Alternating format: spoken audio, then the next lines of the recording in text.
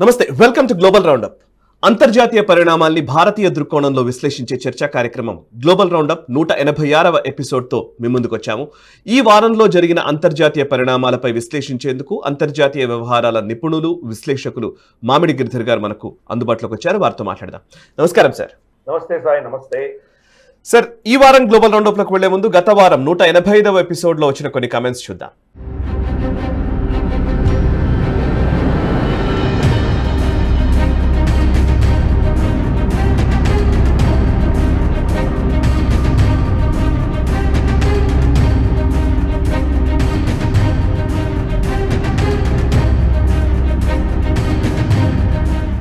చూసారు కదా, ఈ వారం గ్లోబల్ రౌండప్లోకి వెళ్లే ముందు ఫస్ట్ ఈ వీడియోని లైక్ చేయండి, 10 మందికి షేర్ చేయండి అండ్ మీ కమెంట్స్ ద్వారా మీ అభిప్రాయాల్ని పంచుకోవడం మర్చిపోవద్దు. ఇప్పటి వరకు నేషనలిస్ట్ హబ్ ని సబ్స్క్రైబ్ చేసుకుని వ్యూవర్స్ ఎవరైనా ఉన్నట్టయితే కనుక వెంటనే సబ్స్క్రైబ్ చేసుకోవాల్సిందిగా కోరుతూ ఉన్నాను. అండ్ ఈ వారంతో ఇప్పుడు మేము రికార్డ్ చేసే టైంకి కేవలం 2000 సబ్స్క్రైబర్స్ దూరంలో 1 మిలియన్ నంబర్ రీచ్ అవ్వడానికి 2000 సబ్స్క్రైబర్స్ దూరంలో ఉన్నాము. సో ఇప్పటి వరకు సబ్స్క్రైబ్ చేసుకునే వాళ్ళు ఎవరైనా ఉంటే ప్లీజ్ వెంటనే సబ్స్క్రైబ్ చేసుకోండి. సో 1 మిలియన్ మార్క్ని చేరుకోవడానికి నేషనలిస్ట్ హబ్తో వెన్నంటి ఉన్నటువంటి ప్రేక్షకులందరికీ కూడా పేరు పేరున ధన్యవాదాలు తెలుపుతున్నాను.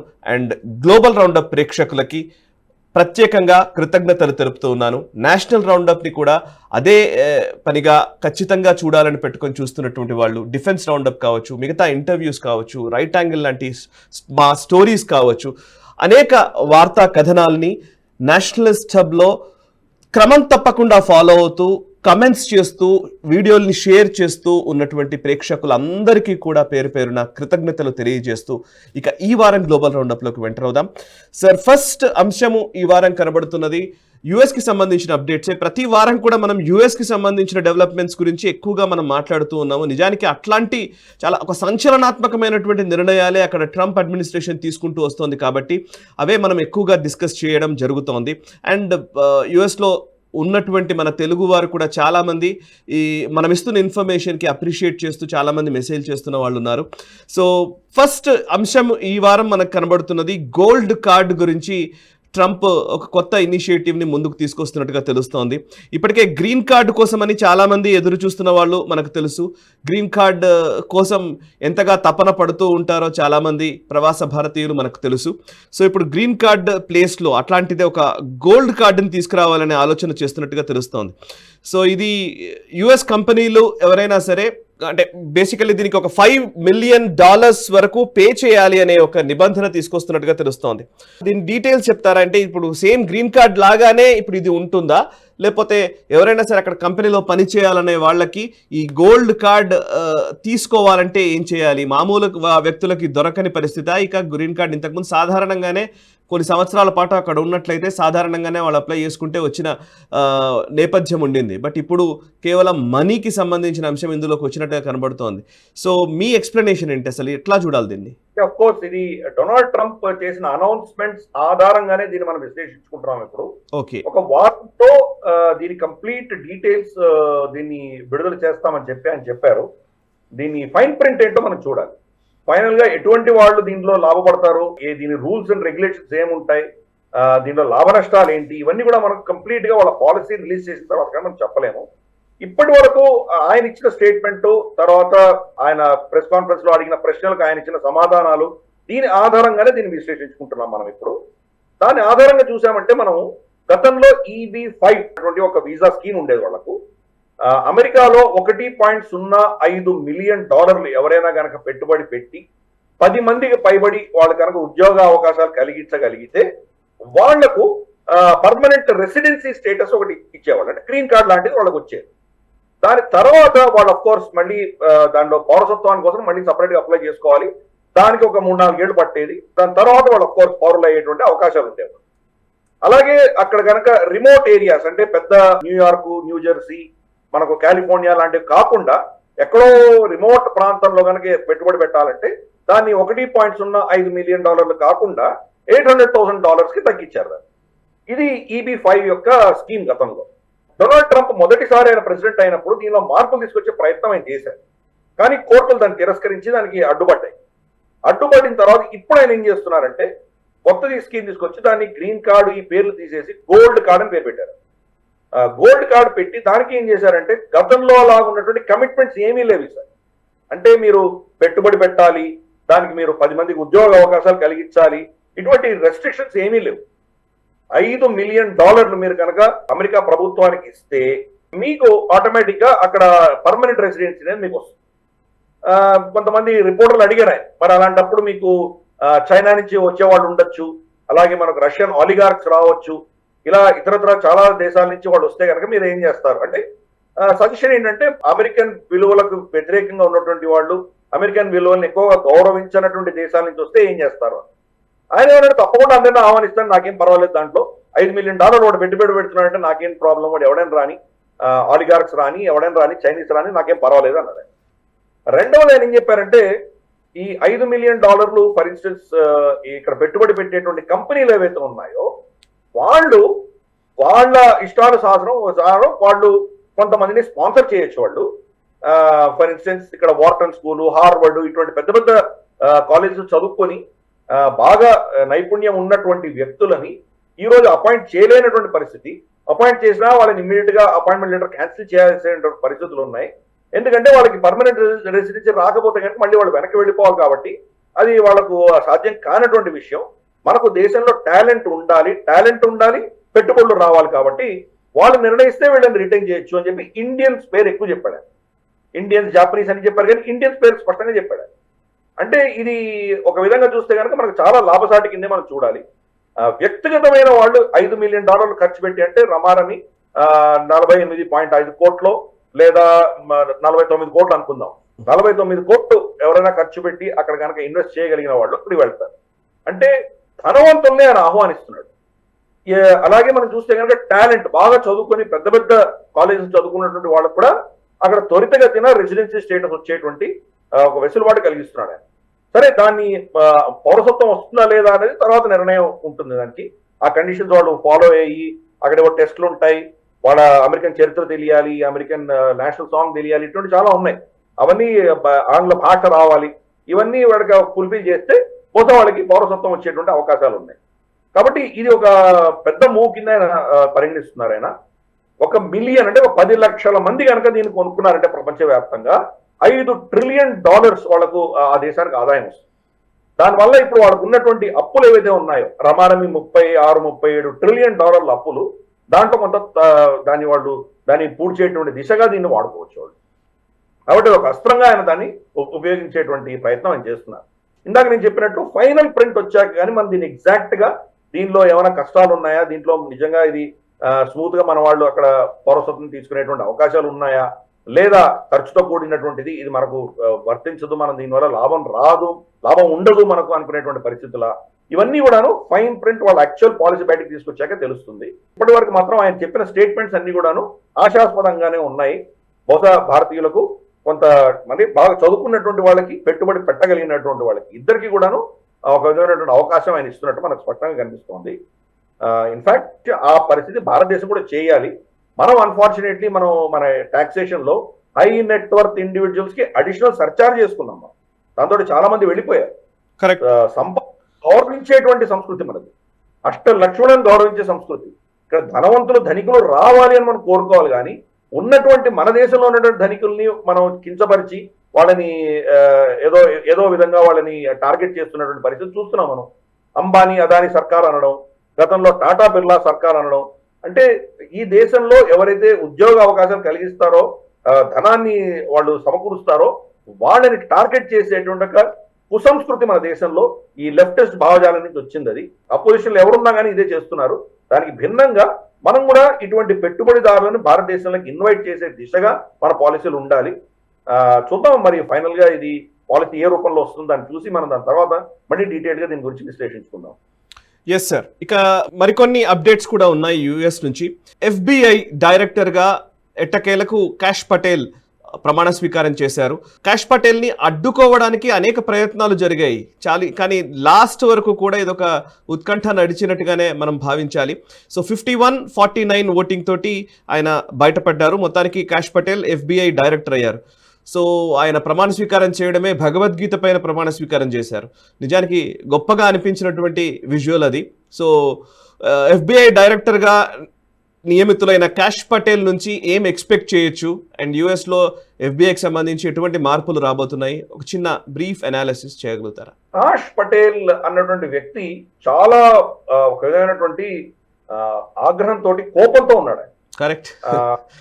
FBI లో ఉన్నటువంటి వ్యక్తులందరూ ఆ దేశం యొక్క సెక్యూరిటీని, అక్కడ ఉన్నటువంటి ఇన్వెస్టిగేషన్ ని ఎలా తప్పుదోవలు పట్టించారు, దీన్ని ఎట్లా దుర్వినియోగం చేశారు అని చాలా స్పష్టంగా చాలాసార్లు చెప్పాడు ఆయన. ఇన్ఫాక్ట్ FBIని మోరల్లెస్ నాశనం చేస్తానన్నట్లే అని చెప్పారు. అంటే అందరూ వాషింగ్టన్ డీసీలో కూర్చొని చక్రాలు తిప్పేవాళ్ళు. మనకు కదా ఎలాగైతే ఢిల్లీలో కూర్చొని మనకంతా నేరేటివ్స్ వాళ్ళు కంట్రోల్ చేస్తున్నారో అలా అమెరికాలో కూడా జరిగేది. కాష్ పటేల్ అఫీషియల్ గా చెప్పింది ఏంటంటే, వీళ్ళందరినీ కూడా నేను దేశంలో అన్ని ఊర్లలోకి, అన్ని స్టేట్స్ లోకి పంపిస్తాను, నేను గ్రౌండ్ లెవెల్ వర్క్ వీళ్ళని చేయమని చెప్పాలి. ఈ యొక్క పొలిటికల్ నెరేటివ్స్ ని అపోజిషన్ లీడర్స్ మీద వీళ్ళు చేసేటువంటి ఇన్వెస్టిగేషన్ అంతా కూడా నేను ఆపుతాను. ఇది ఒక భావజాలానికి ఒత్తాసు పలుకుతున్నటువంటి సంస్థగా తయారైంది. అటువంటి సంస్థని నేను రిఫార్మ్ చేస్తానని గతంలో ఎప్పుడో చెప్పారు. కాబట్టి ఆయనకు వ్యతిరేకంగా చాలా అపోజిషన్ వచ్చింది.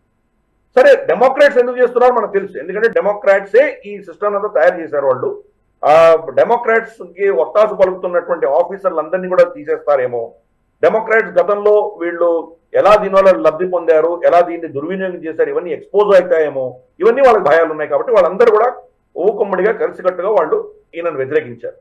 అలాగే రిపబ్లికన్స్ దాంట్లో కూడా చాలా రెసిస్టెన్స్ ఉండింది. ఎందుకంటే మనకు రిపబ్లికన్సా డెమోక్రాట్సా కాక వాళ్ళ యొక్క పొలిటికల్ డిఫరెన్సెస్ పక్కన పెట్టినా వీళ్ళందరూ కూడా ఏదో విధంగా దేశానికి ద్రోహం చేసి ఉండొచ్చు, కొన్ని చట్టాలను ఉల్లంఘించి ఉండొచ్చు, ఇటువంటి ఏదో జరిగి ఉండొచ్చు. కాబట్టి వాళ్ళందరూ కూడాను అటువంటి వ్యక్తి వచ్చి వాళ్ళని ఎక్స్పోజ్ చేస్తాడేమో అన్న భయం అందరిలో ఉండేది.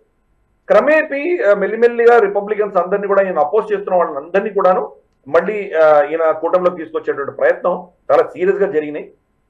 మోస్ట్లీ అందరూ వచ్చేసారు. కానీ ఇద్దరు రిపబ్లికన్స్ మాత్రం, మనకు సూజన్ కాలిన్స్ మెయిన్ అన్నటువంటి ఊరు నుంచి, అలాగే లిసా ముర్కోవ్స్కీ అన్నది అలాస్కా నుంచి, వీళ్ళిద్దరు రిపబ్లికన్సే. వీళ్ళిద్దరూ కాష్ పటేల్ కి వ్యతిరేకంగా ఓటేశారు. అయినా కానీ ఆయన 51-49లో ఆయన గెలవగలిగారు. వీళ్ళిద్దరు కనుక ఇటు స్విచ్ అయి ఉంటే అది 53-47లో ఉండేది. అది కరెక్ట్గా సరిపోయి ఉండేది. అంటే 2 ఓట్లు ఆయనకు పోయినాయి.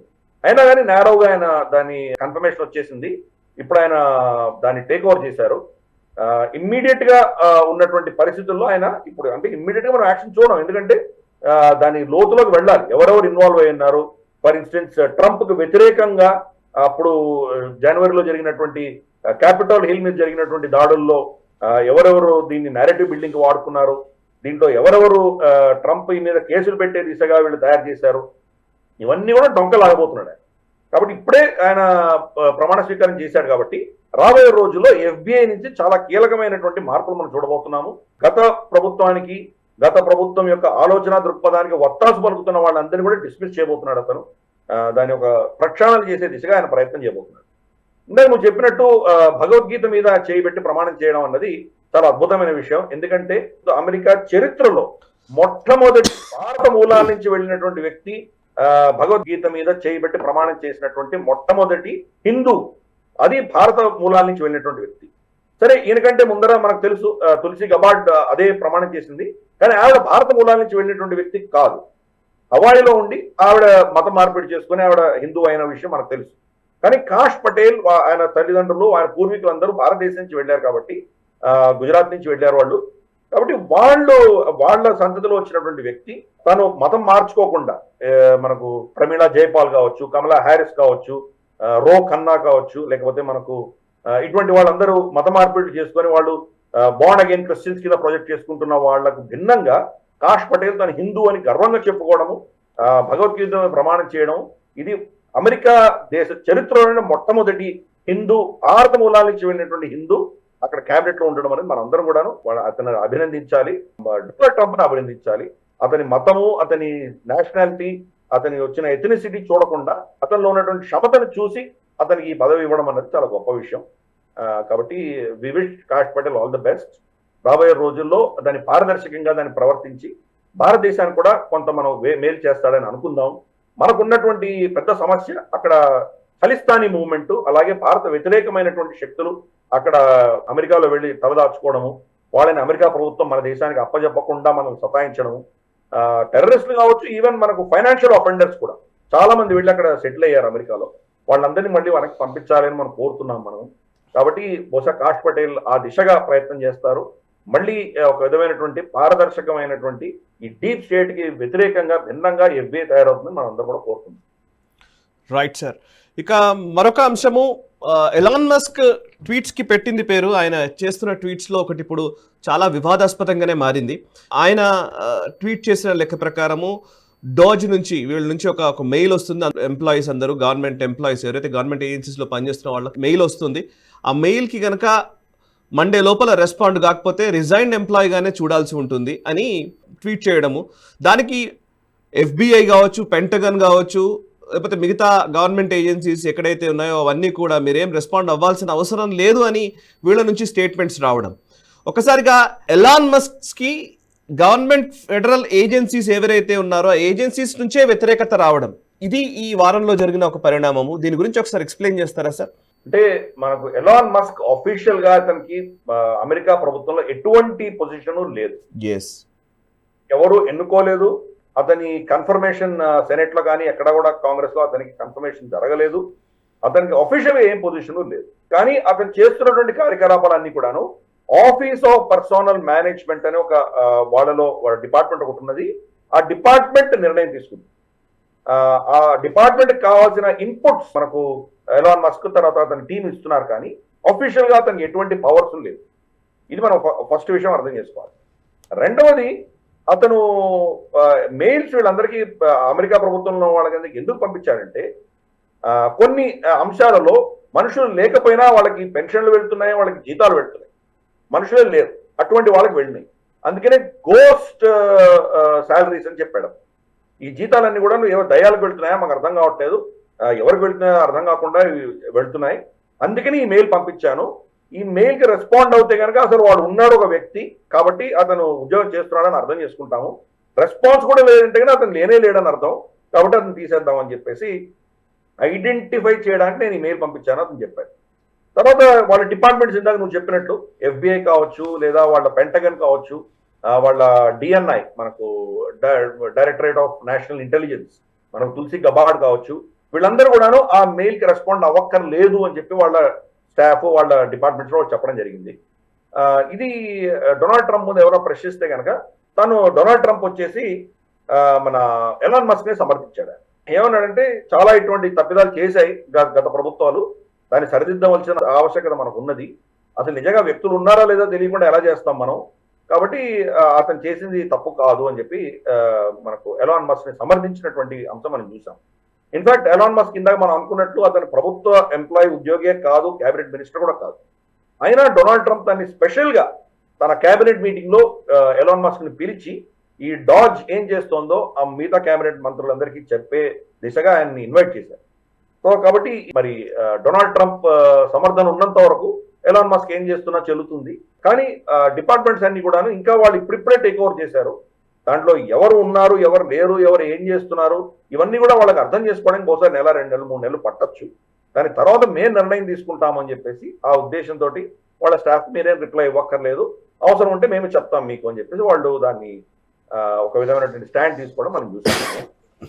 కానీ అల్టిమేట్ గా ఎలాన్ మస్క్ మాత్రం కంప్లీట్ సమర్థన ప్రెసిడెంట్ డొనాల్డ్ ట్రంప్ దగ్గర నుంచి ఉన్నది కాబట్టి డిపార్ట్మెంట్స్ కూడా పెద్దగా అతనికి వ్యతిరేకంగా ఏమీ చేయలేవు. వాళ్ళ టర్ఫ్ వాళ్ళు కాపాడుకునే దిశగా కొంత ప్రయత్నం వాళ్ళు చేస్తున్నారు. చూద్దాం రాబోయే రోజుల్లో ఇది ఏ దిశగా వెళ్తుందో మనం చూద్దాం. Yes sir. ఇక అఫీషియల్ విజిట్స్ గురించి మనం మాట్లాడదాము. యుఎస్ ప్రెసిడెంట్ ట్రంప్ని ఫ్రాన్స్ అధ్యక్షుడు మ్యాక్రాన్, అదేవిధంగా UK prime minister Keir Starmer ఇద్దరు కలిశారు. సో వాళ్ళిద్దరు విషయంలో అంటే బేసికల్లీ యూరప్ పైన ట్రంప్ చేసిన వ్యాఖ్యల దుమారం ఈ మధ్యకాలంలో జరిగింది మనకు తెలుసు, మనం కూడా గ్లోబల్ రౌండప్ డిస్కస్ చేశాము. యూరోప్ లో కూడా ఒక అలజడి సృష్టించిన పరిస్థితులు కనబడుతున్నాయి. నిజానికి మ్యూనిక్ లో జెడి వ్యాన్స్ చేసిన స్టేట్మెంట్స్ కి విపరీతమైనటువంటి ఒక ఆగ్రహం వచ్చిన పరిస్థితి యూరోపియన్ అధినేతల నుంచి, అక్కడ ఉన్నటువంటి డెమోక్రాటిక్ సెటప్ లో ఉన్నటువంటి ఈ లెఫ్ట్ ఎకోసిస్టమ్ కి సంబంధించిన వాళ్ళ నుంచి విపరీతమైనటువంటి ఆగ్రహమే వచ్చింది. సో మాక్రాన్, కేర్ స్టార్మర్ ఇద్దరూ కూడా అమెరికా అధ్యక్షుడిని కలవడాన్ని ఎలా చూడాలి? ఈ సమావేశంలో అవుట్కమ్ ఏంటి? కొన్ని సందర్భాల్లో ఇద్దరి మధ్య కొన్ని విజువల్స్, కొన్ని వీడియోస్ మనం చూస్తూ ఉంటే చెలోక్తులు వేసుకున్న సందర్భాలు కూడా ఉన్నాయి. ఒకరినొకరు దెప్పి పొడుచుకున్నట్టుగా అనిపించిన సందర్భాలు కూడా ఉన్నాయి. ఇద్దరి మధ్య ఏం పెద్ద సఖ్యత ఉన్నట్టుగా అయితే కనిపించలేదు. కేర్ స్టార్మర్ తో అయితే స్పష్టంగా కనిపించింది. అది యాక్చువల్గా చరిత్రలో చూసామంటే మనకు అమెరికా యొక్క 51st స్టేట్ అని ఎవరైనా మనం అభివర్ణించంటే అది యూకే. కరెక్ట్. యూకే అమెరికా కంటే ఎక్కువగా మనకు ఇంగ్లీష్ లో ఒక సామెత ఉంది, more loyal than the king. అంటే రాజు కంటే ఎక్కువ విధేయత చూపించేవాళ్ళు అని అంటాం కదా. అటువంటి సామెత ఎవరికైనా చెప్పాలంటే యూకేకి చెప్పాలి. ఎందుకంటే గతంలో చూసాం మనం, సద్దాం హుసేన్ వ్యతిరేకంగా కావచ్చు, వెపన్స్ ఆఫ్ మాస్ డిస్ట్రక్షన్ విషయాలు కావచ్చు, లిబియాకి సంబంధించిన విషయాలు కావచ్చు, ప్రతి విషయంలో అమెరికా దాని ఆ నెరేటివ్ పుష్ చేసేదానికంటే ఎక్కువగా యూకేనే పుష్ చేసేది అవన్నీ. ఇప్పుడు వాటి మీద చాలా హియరింగ్స్ జరుగుతున్నాయి, కమిటీలు పెట్టారు అక్కడ. ఫర్ ఇన్స్టెన్స్ ఈ వెపన్స్ ఆఫ్ మాస్ డిస్ట్రక్షన్ కేసులో అప్పటి ప్రభుత్వాల వ్యతిరేకంగా చాలా ఘాటుగానే రిపోర్ట్స్ అన్ని వచ్చినాయి ఇప్పుడు అక్కడ యూకేలో. అంటే అంత అమెరికాకు వత్తాసు పలుకుతున్నటువంటి యూకే ఈ రోజు అమెరికాకి దూరం అయిపోయింది. అమెరికా దాన్ని దూరం పెట్టేటువంటి ప్రయత్నం చేస్తుంది డొనాల్డ్ ట్రంప్ హయాంలో. ప్లస్ అక్కడ ఉన్నటువంటి ప్రభుత్వం ఇప్పుడు labour ministry, labour government, Keir Starmer కి అతనికి చాలా క్లియర్ అజెండా, లెఫ్టిస్ట్ అజెండా, ఈ యొక్క వోక్ కల్చర్ అందాము లేదా సోకాల్డ్ మైనారిటీ అపీజ్మెంట్ అన్నది ఆ అజెండాతో అతను ఉన్నాడు. కాబట్టి టిపికల్ గా జో బైడెన్ తర్వాత ఈ లెఫ్ట్ లీడర్షిప్ ప్రపంచవ్యాప్తంగా మనకు వెస్ట్ లో ఏదైతే ఉందో దాన్ని సమర్థించేటువంటి వ్యక్తి. కాబట్టి డొనాల్డ్ ట్రంప్ అతనికి కంప్లీట్ గా వ్యతిరేకంగా అతని ఆలోచన దృక్పథం మనం చూసాము. ఇన్ఫాక్ట్ కేర్ స్టార్మర్ వస్తున్నాడు మిమ్మల్ని కలవడానికి అంటే, వస్తానన్నాడు. నేను సరే ఎందుకు వస్తున్నాడో నాకు తెలీదు, ఓకే వస్తానంటే రమ్మన్నా, నేను అంతకు మించి ఏమీ లేదు అని చెప్పి చాలా లైట్ గా కొట్టేశాడు డొనాల్డ్ ట్రంప్. మనం చూస్తే కనుక మొదటి నలుగురు ఎవరైతే డొనాల్డ్ ట్రంప్ ని ప్రెసిడెంట్ అయిన తర్వాత కలిశారో నలుగురు కూడా ఆసియా ఖండ నుంచి వెళ్ళారు. మనకు నెతన్యాహు వెళ్ళారు ఫస్ట్, తర్వాత జాపనీస్ ప్రైమ్ మినిస్టర్ వెళ్ళారు, తర్వాత జార్డన్ కింగ్ అతని కుమారుడు వెళ్ళారు, నాలుగవ వ్యక్తి ప్రధానమంత్రి మోదీ వెళ్ళారు. అంటే యూరోప్ ని కంప్లీట్ గా ఇగ్నోర్ చేశారు. యూరోప్ ని పక్కన పెట్టేసి రష్యా తోటి ఆల్రెడీ చర్చలు జరిగాయి. వ్లాడిమిర్ పుటిన్ తోటి తనే డైరెక్ట్ గా ఫోన్ లో మాట్లాడడము, తర్వాత మార్కో రూబియో వెళ్ళి సర్గే లావ్రోని సౌదీ అరేబియాలో కలవడము. అంటే యూరోప్ ని పక్కన పెట్టేసి కంప్లీట్ గా డొనాల్డ్ ట్రంప్ వేరే దిశగా ఆయన వెళ్ళిపోయారు. కాబట్టి వాళ్ళ ఉనికి ఎక్కడ పోతుందో, వాళ్ళు అమెరికా యొక్క సహాయం లేకపోతే వాళ్ళ పరిస్థితి ఏమవుతుందో అన్న భయంతో వీళ్ళు మెల్లిగా క్యూ కట్టడం మొదలుపెట్టారు. ఫస్ట్ మనకు ఇమ్మాన్యుయల్ మక్రాన్ వెళ్ళినప్పుడు అఫ్ కోర్స్ ఆప్టిక్స్ అని చూసాం మనం ఎలా ఉన్నాయో. దాంట్లో డొనాల్డ్ ట్రంప్ ఏం చెప్పారంటే, మీరు చాలా అప్పులు ఇచ్చారు యుక్రెయిన్ కి, మీకు అప్పులు తిరిగి రావు, కానీ నేను అప్పులన్నీ రికవర్ చేస్తాను. మేము ఇచ్చిన అప్పులన్నీ కూడా బుడిదపాలైనట్లు వాళ్ళు అప్పటి ఒప్పందాలు చేసుకున్నారు. అతను జెలెన్స్కీ వస్తున్నాడు ఇక్కడికి దేశంకి, అతను వస్తే కనుక రేర్ అర్త్ మినరల్స్ అక్కడ ఉన్నటువంటి వాటి అన్నిటి కూడా అమెరికన్ కంపెనీలకు ఇవ్వమని చెప్పి నేను ఒప్పందం ఫోర్స్ చేస్తాను అతని మీద అని చెప్పారు.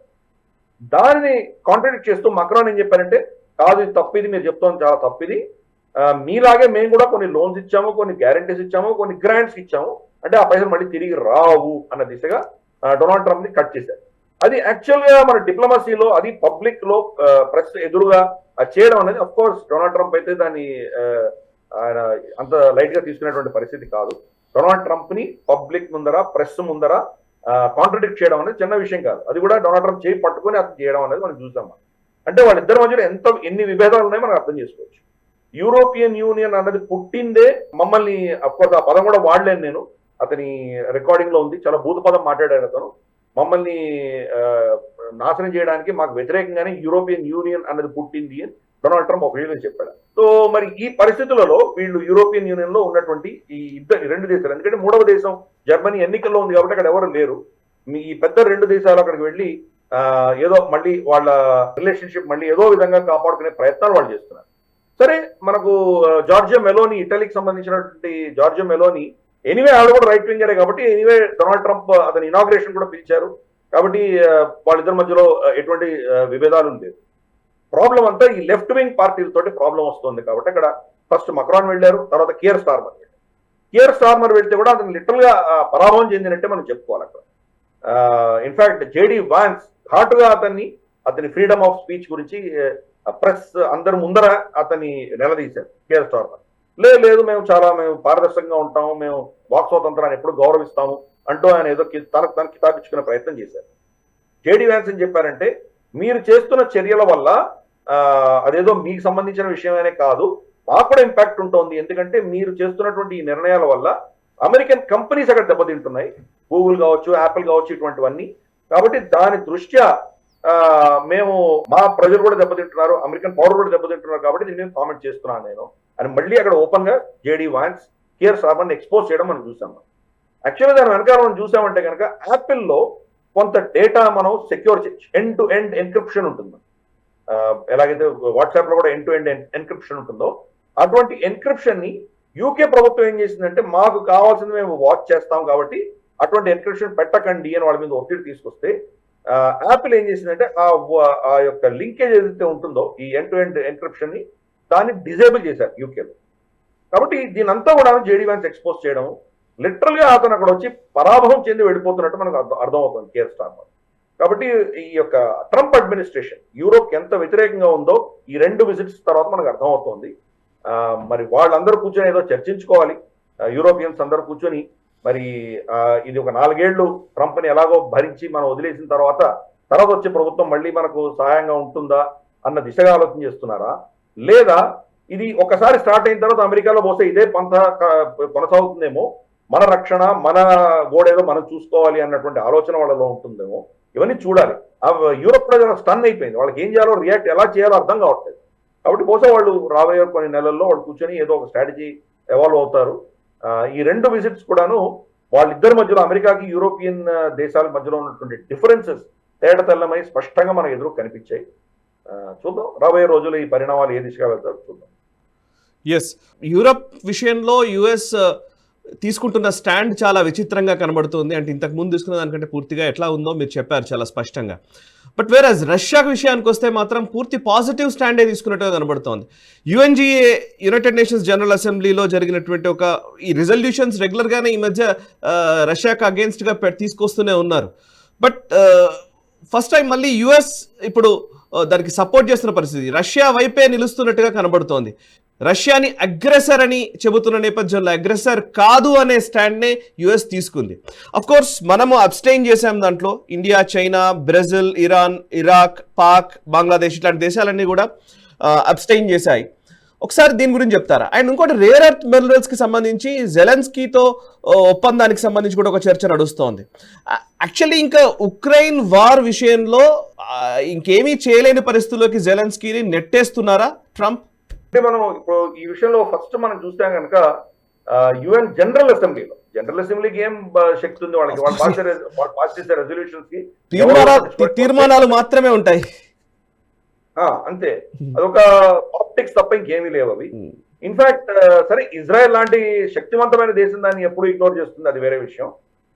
ఈవెన్ శ్రీలంక, శక్తిహీనమైనటువంటి శక్తే లేనటువంటి శ్రీలంక కూడా యుఎన్ జనరల్ అసెంబ్లీలో శ్రీలంకకు వ్యతిరేకంగా ఓటు వచ్చినప్పుడు కూడా వాళ్ళు దాన్ని మొత్తం బేఖాతరు చేశారు, దాన్ని ఏం పట్టించుకోలేదు. ఇన్ఫాక్ట్ ఆ రెజల్యూషన్ లో తమిళులకు అన్యాయం జరిగింది, ఎల్టీటీ హతమార్చినప్పుడు మానవ హక్కుల ఉల్లంఘన జరిగింది అంటూ ఏదో రెజల్యూషన్ తీసుకొస్తే భారతదేశం దాన్ని సమర్థించింది కూడా. అయినా కానీ కూడా శ్రీలంక లాంటి దేశం కూడా ఎవరు పట్టించుకోలేదు. కాబట్టి యుఎన్జిఏలో వచ్చే రెజల్యూషన్స్ కి దానికి ఏం శక్తి ఉందో, దానికి ఏం బలం ఉందో మనకు తెలుసు. అయినా కానీ దీంట్లో ఆప్టిక్స్ లో చాలా కీలకమైంది. మనం ఇందాక నువ్వు చెప్పినట్టు India, China, Brazil, Iran, Iraq, Pakistan, Bangladesh, Saudi, UAE ఇటువంటి దేశాలన్నీ కూడా తటస్థంగా ఉన్నాయి.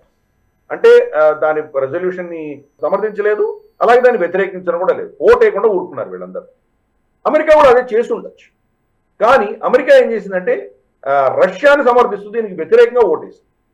ఇది చాలా స్టన్నింగ్ రిజల్ట్ అన్నమాట. ఎందుకంటే గతంలో ఎప్పుడు కూడాను తప్పు అమెరికా చేసినా కానీ కూడా రష్యాకు వ్యతిరేకంగానే వాడు ఓటు ఎప్పుడు వేస్తుండేవాడు. అటువంటిది ఫస్ట్ టైం మనం చూస్తున్నాము, రష్యాని సమర్థిస్తూ రష్యాకు వ్యతిరేకమైన ఓటుని వీళ్ళు తిరస్కరించడం, అఫీషియల్ గా దాన్ని నో అని ఓటు వేయడం అనేది చాలా సిగ్నిఫికెంట్ మూవ్ కింద మనం భావించాలి. ప్లస్ పైపెచ్చు రాబోయే రోజుల్లో 2-3 రోజుల్లో అంకారాలో కూడా వీళ్ళిద్దరు కలవబోతున్నారు, మార్కో రూబియో తర్వాత సర్గే లావ్రోవ్. అంటే ఇప్పటికి ఇది 3వ మేజర్ కాంటాక్ట్ జరగబోతుంది. ఒకటి Putin Trump phone call, 2 Saudi అరేబియాలో జరిగినటువంటి వీళ్ళ మీటింగ్, 3వది ఇప్పుడు టర్కీ అంకారాలో వీళ్ళిద్దరు మళ్ళీ కలవబోతున్నారు, రష్యాను అమెరికా. అంటే ఈ మొత్తం స్కీమ్ ఆఫ్ థింగ్స్ లో యూరోప్ ని కంప్లీట్ గా పక్కన పెట్టేశారు. అలాగే ఇదివరకు ఉన్నటువంటి అలైస్ అందరూ కూడా వాళ్ళని పక్కన పెట్టేశారు. కాబట్టి అమెరికా ఏకపక్షంగా రష్యా తోటి సంబంధాలు నిర్ణయించదలుచుకుంది. దాంతో వాళ్ళు గతంలో ఏ శక్తుల కోసరం లేదా ఏ శక్తులను వాడుకుని రష్యాకు వ్యతిరేకంగా అమెరికాలో పాలసీస్ ఉండినాయో వాళ్ళనందరినీ దూరం పెట్టేసి డైరెక్ట్ గా రష్యా తోటి మంతనాలు చేస్తున్నారు.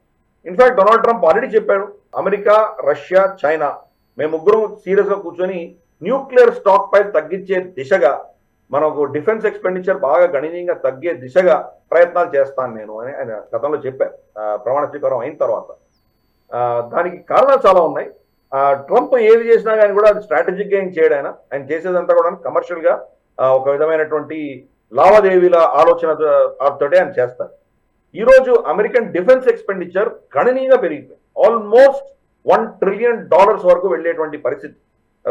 అదే కనుక బైడెన్ ప్రభుత్వమే కనుక ఈసారి గెలిచి ఉంటే, కమలా హ్యారిస్ గెలిచి ఉంటే కనుక ఈ సంవత్సరం కదా $1 ట్రిలియన్ టచ్ అయి ఉండేది. ఇప్పుడు కూడా $850-900 బిలియన్ ఉంది వాళ్ళ బడ్జెట్. అది తగ్గకపోతే కనుక వాళ్ళ అప్పులు తగ్గేటువంటి పరిస్థితి లేదు. కాబట్టి ట్రంప్ యొక్క ఆలోచన దృక్పథం ఫస్ట్ టర్మ్ లో కావచ్చు, ఇప్పుడు కావచ్చు, ఏ దేశాలు వాళ్ళ రక్షణ వాళ్ళు చూసుకోవాలి, మేము కావాలంటే ఎక్స్ట్రాగా మీకు ఏమైనా సాయం చేస్తే చేస్తాం, కానీ బేసిక్ ఖర్చులు మీరు పెట్టుకోవాలి అన్నటువంటి ఒక ఆలోచన ఆయనకు ఉంది. గతంలో కూడా ఉండింది, ఇప్పుడు కూడా అదే ఉంది. కాబట్టి ఈ దృష్ట్యా మనకు చూస్తే కనుక ఇవంతా కూడాను రష్యాతోటి ఎట్టి పరిస్థితుల్లో మనం ఒక విధమైనటువంటి లోపాయకార ఒప్పందం చేసుకోవాలి. దానివల్ల ఈ యొక్క సమస్య ఇద్దరి మధ్యలో ఉన్నటువంటి ఉద్రిక్త పరిస్థితి ఉందో అది కనుక మనం పక్కన పెట్టామంటే ఇంకా సీరియస్ విషయాలు మనకు ఉన్నటువంటివి ఏవి దాని మీద ఫోకస్ పెడదాము. మనకు ఉన్నటువంటి సీరియస్ పరిస్థితి ఏంటంటే మన ఎకానమీకి సంబంధించినటువంటి అంశాలు, మన అప్పులు తగ్గించుకునే దిశగా మనం ప్రయత్నం చేయాలి. అన్నిటికంటే కీలకమైనది చైనాని మనం కౌంటర్ చేయడానికి ఏం చేయాలి, అందరూ కలిసి కౌంటర్ చేద్దాం. అమెరికా కనుక రష్యాతోటి మైత్రి పెట్టుకోకపోతే రష్యా చైనా కూటమిలోకి వెళ్ళే ప్రమాదం ఉంది.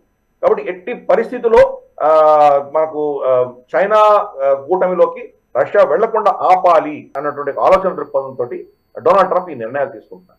కాబట్టి ఇది చాలా హిస్టారికలీ డిఫరెంట్ మూవ్. ఎప్పుడు కూడా రష్యాను సమర్థించినటువంటి దాఖలాలు లేవు, అట్లీస్ట్ కోల్డ్ వార్ స్టార్ట్ అయినప్పటి నుంచి. Donald Trump even election campaign లో కూడా చెప్పారు, రష్యన్స్ చాలా గొప్పవాళ్ళు, వాళ్ళు కలిసి వస్తేనే మనం నాజీ జర్మనీని ఓడించగలిగాం, మనం ఎంతో లక్షల మందిని వాళ్ళు బలిదానం ఇచ్చారు, కాబట్టి చాలా అద్భుతమైన దేశం అని రష్యా మీద ఆయన గౌరవం వెళ్ళబుచ్చారు. అలాగే ఈ కియర్ స్టార్మరు తర్వాత మనకు ఇమాన్యుయల్ మక్రాన్ వీళ్ళిద్దరు వచ్చినప్పుడు కూడా ఈ చర్చల్లో ప్రెస్ చాలా మంది అడిగారు, నువ్వు జెలెన్స్కీని డిక్టేటర్ అని పిలిచావు కదా, మరి ట్రంప్ని అనవాను డిక్టేటర్ గా అంటే, నేను ట్రంప్ని డిక్టేటర్ అనను అని చెప్పి చాలా స్పష్టంగా చెప్పాడు. ఎందుకంటే జెలెన్స్కీ డిక్టేటర్ ఎందుకు అన్నారంటే ఆయన డెమోక్రసీలో ఉంటూ డెమోక్రాటిక్ పార్టీలు అపోజిషన్ పార్టీలు అన్నింటినీ బ్యాన్ చేశాడు. ఎలక్షన్స్ ఈ రోజు దాకా జరగలేదు, రమారణ సంవత్సరం అయిపోయింది, అతని టర్మ్ అయిపోయింది. దేని అధికారంతో లీగల్ గా దేని ఆధారంగా అతను ఇంకా ప్రెసిడెంట్ గా ఉన్నాడు అనేది పెద్ద ప్రశ్న. నిరంకుశత్వం అతను నడిపిస్తున్నాడు అని అతను చెప్పారు. ఫర్ ఇన్స్టెన్స్ మనకు రష్యాలో ఉన్నటువంటి ఎన్నికలు మనం పారదర్శకం అంటామా డెమోక్రాటిక్ అంటామా లేదా అది చర్చనీయాంశం. కానీ వ్లాడిమిర్ పుటిన్ మాత్రం ఎన్నికలు జరిగినాయి, ఎన్నికల్లో గెలిచి వచ్చాడు. కాబట్టి దాన్ని లీగల్ మనం దాన్ని తిరస్కరించలేనటువంటి పరిస్థితి. జెలెన్స్కీ ఇంతవరకు ఎలక్షన్స్ కూడా కండక్ట్ చేయలేదు, కంప్లీట్ గా అపోజిషన్ ని బ్యాన్ చేసి కూర్చున్నాడు. కాబట్టి దాంట్లో ఈ యొక్క నేరేటివ్ లో డొనాల్డ్ ట్రంప్ది యూరోప్ కానీ తన ట్రెడిషనల్ రైట్స్ కానీ ఎలా రియాక్ట్ అవ్వాలో తెలియకుండా కూర్చున్నటువంటి పరిస్థితి. అందుకని రాబోయే రోజుల్లో రష్యాతోటి కనుక ఒక లోపాయకార ఒప్పందం కనుక అమెరికా చేస్తుందంటే మొత్తం ఇంటర్నేషనల్ జియో పాలిటిక్స్ అన్ని కూడాను కంప్లీట్ గా దాన్ని మారిపోయేటువంటి పరిస్థితులు మనం చూస్తున్నాం. యూరోప్ అంటే 2వ ప్రపంచ యుద్ధం కంటే ముందు నుంచి కూడా రష్యాకు వ్యతిరేకం అవ్వడు. ఈవెన్ బోల్షావిక్స్ ఉన్నప్పుడు కూడా మన ఏమంటారంటే మన రాజులు జార్ వీళ్ళందరూ ఉన్నప్పుడు కూడా యూరోప్ రష్యాని ఎప్పుడు కూడా వాళ్ళు సమర్థించేవాడు కదా, రష్యాకు వ్యతిరేకంగానే వాళ్ళు ప్రవర్తించేవాడు. ఏదో కమ్యూనిజం వచ్చిన తర్వాత అపోజ్ చేశారు, కమ్యూనిజం వర్సెస్ డెమోక్రసీ అనుకోవడం కూడా లేదు. గతంలో కూడా రష్యా అంటే వీళ్ళకి చాలా విపరీతమైనటువంటి నెగటివిటీ ఉండేది యూరోప్ లో. దాన్ని అన్ని తిరగరాస్తూ ఇప్పుడు డొనాల్డ్ ట్రంప్ రష్యాని ఒక విధమైనటువంటి క్రెడిబిలిటీ వాళ్ళకి ఇవ్వడం అన్నది వీళ్ళు ఎవరు జీర్ణించుకోలేకుండా ఉన్నారు. కాబట్టి చూద్దాం అంకారాలో కూడా మీటింగ్ అయిన తర్వాత మరి ఎటువంటి ఒప్పందాలు ఎటువంటి నిర్ణయాలు వీళ్ళు కలిసి తీసుకుంటారో దానివల్ల ఇంటర్నేషనల్ సీన్ అంతా ఎలా మారబోతోందో మనం రాబోయే రోజుల్లో గ్లోబల్ రౌండప్ లో డిఫెన్స్ రౌండప్ లో రెండింటిలో కూడా మనం చర్చించి మన ప్రేక్షకుల దగ్గర తీసుకొద్దాం. ఎస్ సార్, జర్మనీలో ఎలక్షన్స్ రిజల్ట్స్ వచ్చాయి. జర్మనీ ఛాన్సలర్ ఎవరు అనే విషయానికి సంబంధించి కొంత క్లారిటీ వస్తున్నట్టుగానే కనబడుతోంది. సో ఏఎఫ్డి అనే party, far right wing party ఏదైతే ఏఎఫ్డి ఉందో, ఏఎఫ్డికి అవకాశం ఉందా అనే చర్చ నడిచిన టైంలోనే ఏఎఫ్డి 2వ స్థానానికే సరిపెట్టుకోవాల్సిన పరిస్థితి వచ్చింది. సిడియు పార్టీ అత్యధిక స్థానాలు కైవసం చేసుకుంది. అయితే ఇప్పుడున్న ఒలాఫ్ షూల్స్ పార్టీ మాత్రం నంబర్ 3 పొజిషన్స్కి, 3rd పొజిషన్కే పరిమితం అవ్వాల్సిన పరిస్థితి. సో యాక్చువల్లీ నాకు కొంచెం చాలా కన్ఫ్యూజనే ఉంది సార్. నిజానికి ఇక్కడ రైట్ వింగ్ పార్టీ సిడియు అని అంటున్నారు, ఫార్ రైట్ వింగ్ పార్టీ వచ్చేసి ఏఎఫ్డి అంటున్నారు. ఫార్ రైట్ వింగ్ ఏంటి, రైట్ వింగ్ ఏంటి? పోనీ లెఫ్ట్లోకి వస్తేనేమో ఎస్పీడి, ఇప్పుడున్న ఒలాఫ్ షూల్స్ పార్టీ లెఫ్ట్ అనుకుందాం. ఏది లెఫ్ట్, ఏది రైట్? వాళ్ళ దృష్టిలో ఏది రైట్, ఏది ఫార్ రైట్? నిజంగా చూస్తే కనుక రైట్ లెఫ్ట్ ఎవరు లేరు, అక్కడ అపోజిషన్ పార్టీ లేదు అని చెప్పి ఒక విశ్లేషణ మనం చూసాం. మనం ఏఎఫ్డి అన్నది ఆల్టర్నేట్ ఫర్ డోయిచ్లాండ్, అంటే ఆల్టర్నేట్ ఫర్ జర్మనీ, అంటే ఒక భిన్నమైనటువంటి ఆలోచన దృక్పథం తీసుకొచ్చేటువంటి అల్ట్రా రైట్ వింగ్ పార్టీ. వీళ్ళు కూడా మరీన్ లపెన్ ఫ్రాన్స్ లో లాగా, మనకు జార్జియా మెలోనీ లాగా, విక్టర్ ఆర్బన్ లాగా కంప్లీట్ రైట్ వింగ్ భావజాలం ఉన్నటువంటి వాళ్ళు ఇల్లీగల్ ఇమిగ్రేషన్ ని అపోజ్ చేస్తున్నటువంటి పార్టీ. మనం చూసాము గత ఎన్నికలప్పుడు కూడా, ఎన్నికల కంటే ముందు కొన్ని రోజులు మ్యూనిక్ లో కావచ్చు, ఇతరత్ర పట్టణాల్లో కావచ్చు ఎన్నో దాడులు జరిగినాయి. వాళ్ళ కత్తులతో పొడవడము, ఇమిగ్రేషన్ లో అంటే ఇల్లీగల్ గా ఇమిగ్రెంట్స్ వచ్చిన వాళ్ళందరూ కూడాను చాలా అత్యాచారాలు చేశారు. అక్కడ కార్లని ప్రజల్లోకి తీసుకెళ్లి చాలా మందిని చంపేయడం, ఇటువంటి ఎన్నో ఘటనలు జరిగినాయి. కాబట్టి ఏఎఫ్డి యొక్క ఏదైతే భావజాలం ఉందో దాని బాగా సమర్థన అన్నది ప్రజల్లో మనం చూసాం. అది గణనీయంగా వాళ్ళు సమర్థన పెంచుకున్నారు. వాళ్ళు అయినా కానీ కూడా ఈరోజు వాళ్ళు ప్రభుత్వం ఏర్పాటు చేయలేనటువంటి పరిస్థితి. వాళ్ళు 2వ స్థానంలో ఉన్నారు. మొదటి స్థానంలో వచ్చినటువంటి సిడియు, అంటే ఏఎఫ్డి జనరల్ గా మనం చూస్తే కనుక ఈస్ట్ జర్మనీలో ఎక్కువ వాళ్ళ ఓట్లు వచ్చినాయి. అంటే ఇప్పుడు ఈస్ట్ వెస్ట్ కలిసిపోయినాయి. కానీ ఈస్ట్ జర్మనీ నుంచి వచ్చినటువంటి మనకు యాంజెలా మర్కెల్, ఆవిడ ఛాన్సలర్ అయిన విషయం మనకు తెలుసు. అంటే సోవియట్ యూనియన్ భావజాలం ఉన్నంత వరకు ఇంకా లెఫ్టిస్ట్ భావజాలం ఉన్నటువంటి వ్యక్తులు అక్కడి నుంచి గెలుస్తూ వచ్చేవాళ్ళు. దానికి భిన్నంగా అటువంటి ప్రాంతంలో కూడా అంటే సోవియట్ ప్రభావం గతంలో ఉన్నటువంటి ఈస్ట్ జర్మనీ నుంచి ఒక అల్ట్రా రైట్ వింగ్ పార్టీ గెలవడం అన్నది అక్కడ జర్మనీలో ఒక పెద్ద షిఫ్ట్ కింద మనం భావించాలి. కాబట్టి అది కీలకమైంది. ప్లస్ వాళ్ళ ఎలక్టోరల్ సిస్టమ్ ఎలా ఉందంటే కనుక 5% మినిమం ఓట్లు వస్తే కానీ మీకు సీట్లు కౌంట్ అవ్వవు. ఇన్ఫాక్ట్ ఆ ఫార్ములా ఏదో పెట్టుకున్నారు వాళ్ళు. ఆ ఫార్ములా ప్రకారం వాళ్ళ పార్లమెంట్ లో సీట్లు మారుతూ ఉంటాయి. ఒక సంవత్సరం ఎక్స్ నెంబర్ ఆఫ్ సీట్స్ ఉంటే ఇంకో నంబర్ ఆ ఎక్స్ నెంబర్ కంటే తగ్గిపోవచ్చు, మళ్ళీ దాని తర్వాత ఎలక్షన్ లో అంతకంటే పెరగచ్చు. ఈ ఒక ఫిక్స్డ్ సీట్స్ అంటూ లేవు దాంట్లో. ప్లస్ ఇందాక నువ్వు చెప్పినట్టు మనకు ఒలాఫ్ షుల్ట్స్ పార్టీ ఏదైతే ఉందో ఎస్పీడి వాళ్ళు, అలాగే ఈ సిడియు అంటే క్రిస్టియన్ డెమోక్రటిక్ యూనియన్, వీళ్ళిద్దరూ ఎన్నికల్లో అపోజిషన్ గా వెళ్ళారు.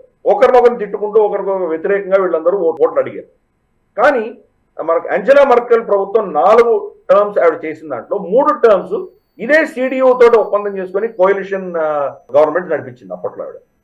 అంటే దీన్ని ఈ పేర్లు ఇవన్నీ కన్ఫ్యూజ్ అవ్వకుండా మన ప్రేక్షకులకి సింపుల్ గా ఎక్స్ప్లెయిన్ చేయాలంటే, దీన్ని భారతదేశంలో ఉన్నటువంటి పార్టీల ఆధారంగా దీన్ని ఎక్స్ప్లెయిన్ చేయాలంటే, కాంగ్రెస్ బీజేపీ ఎన్నికలలో ఒకరొకరు తిట్టుకుంటూ ఒకరు వ్యతిరేకంగా వీళ్ళు కంపేరింగ్ చేసుకుంటారు.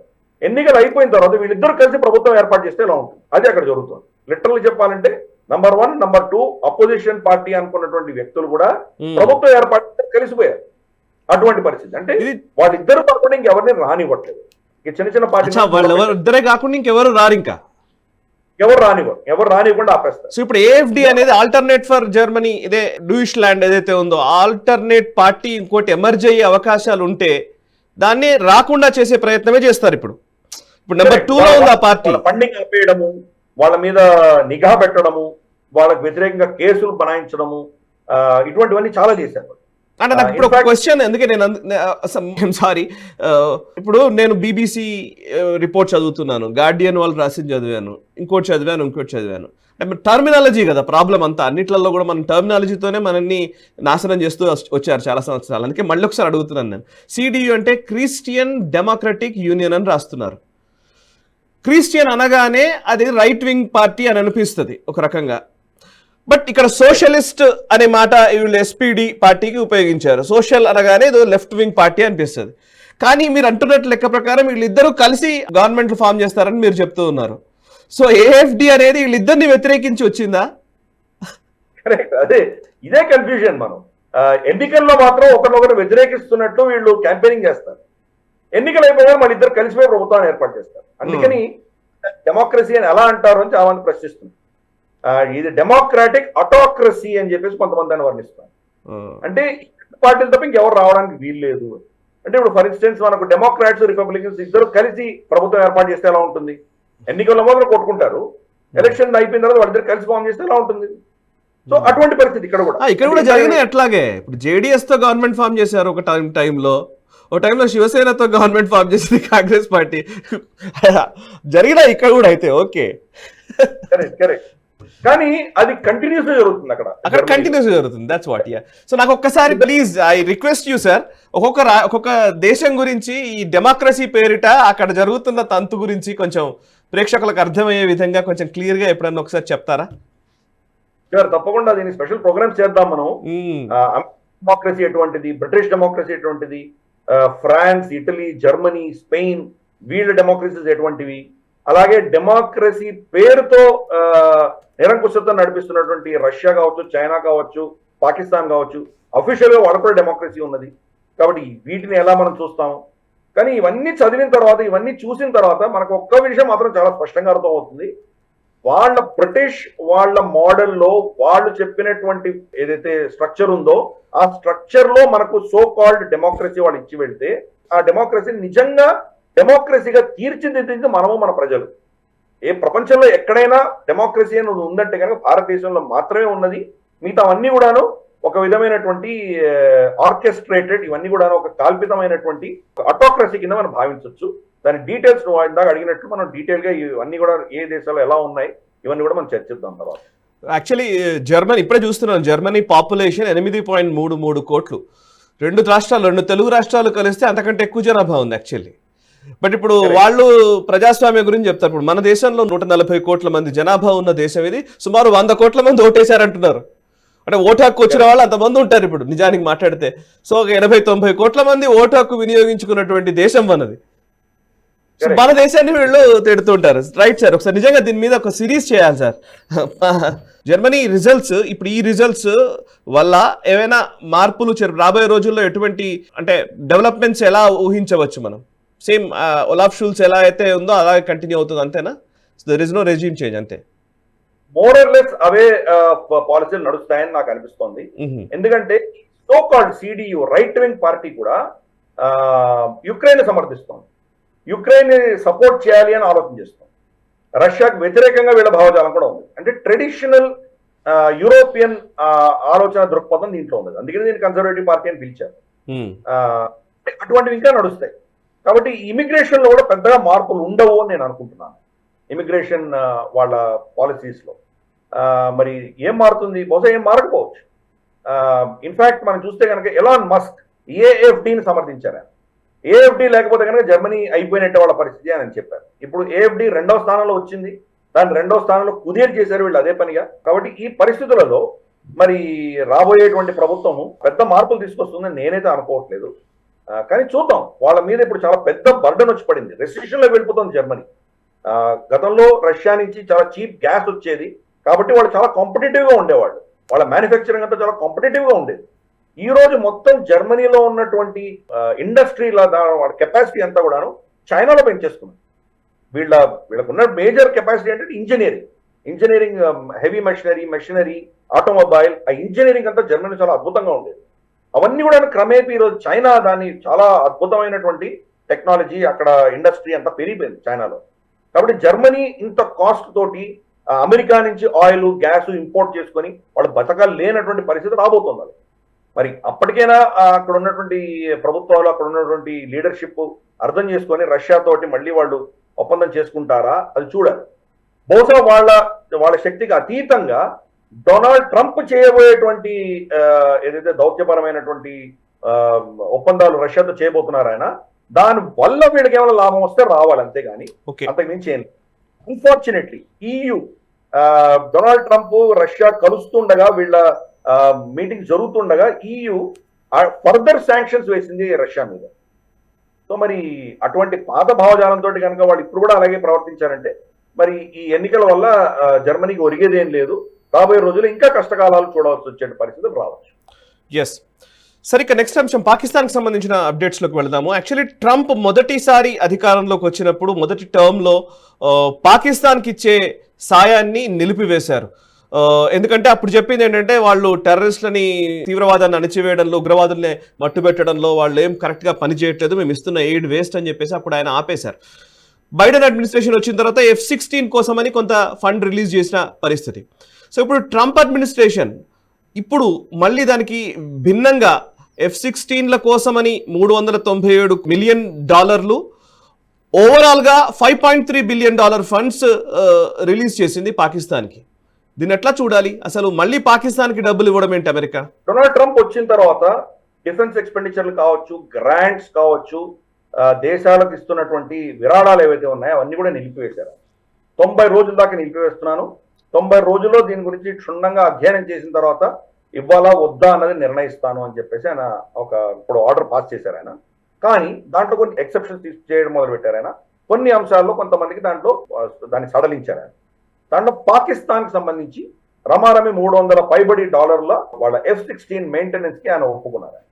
అంటే ఆబ్వియస్లీ పెంటగన్ ఆయన మీద ఒత్తిడి తీసుకొచ్చింది. పెంటగన్ ఇచ్చినటువంటి లాజిక్ ని ఆయన యాక్సెప్ట్ చేశారు.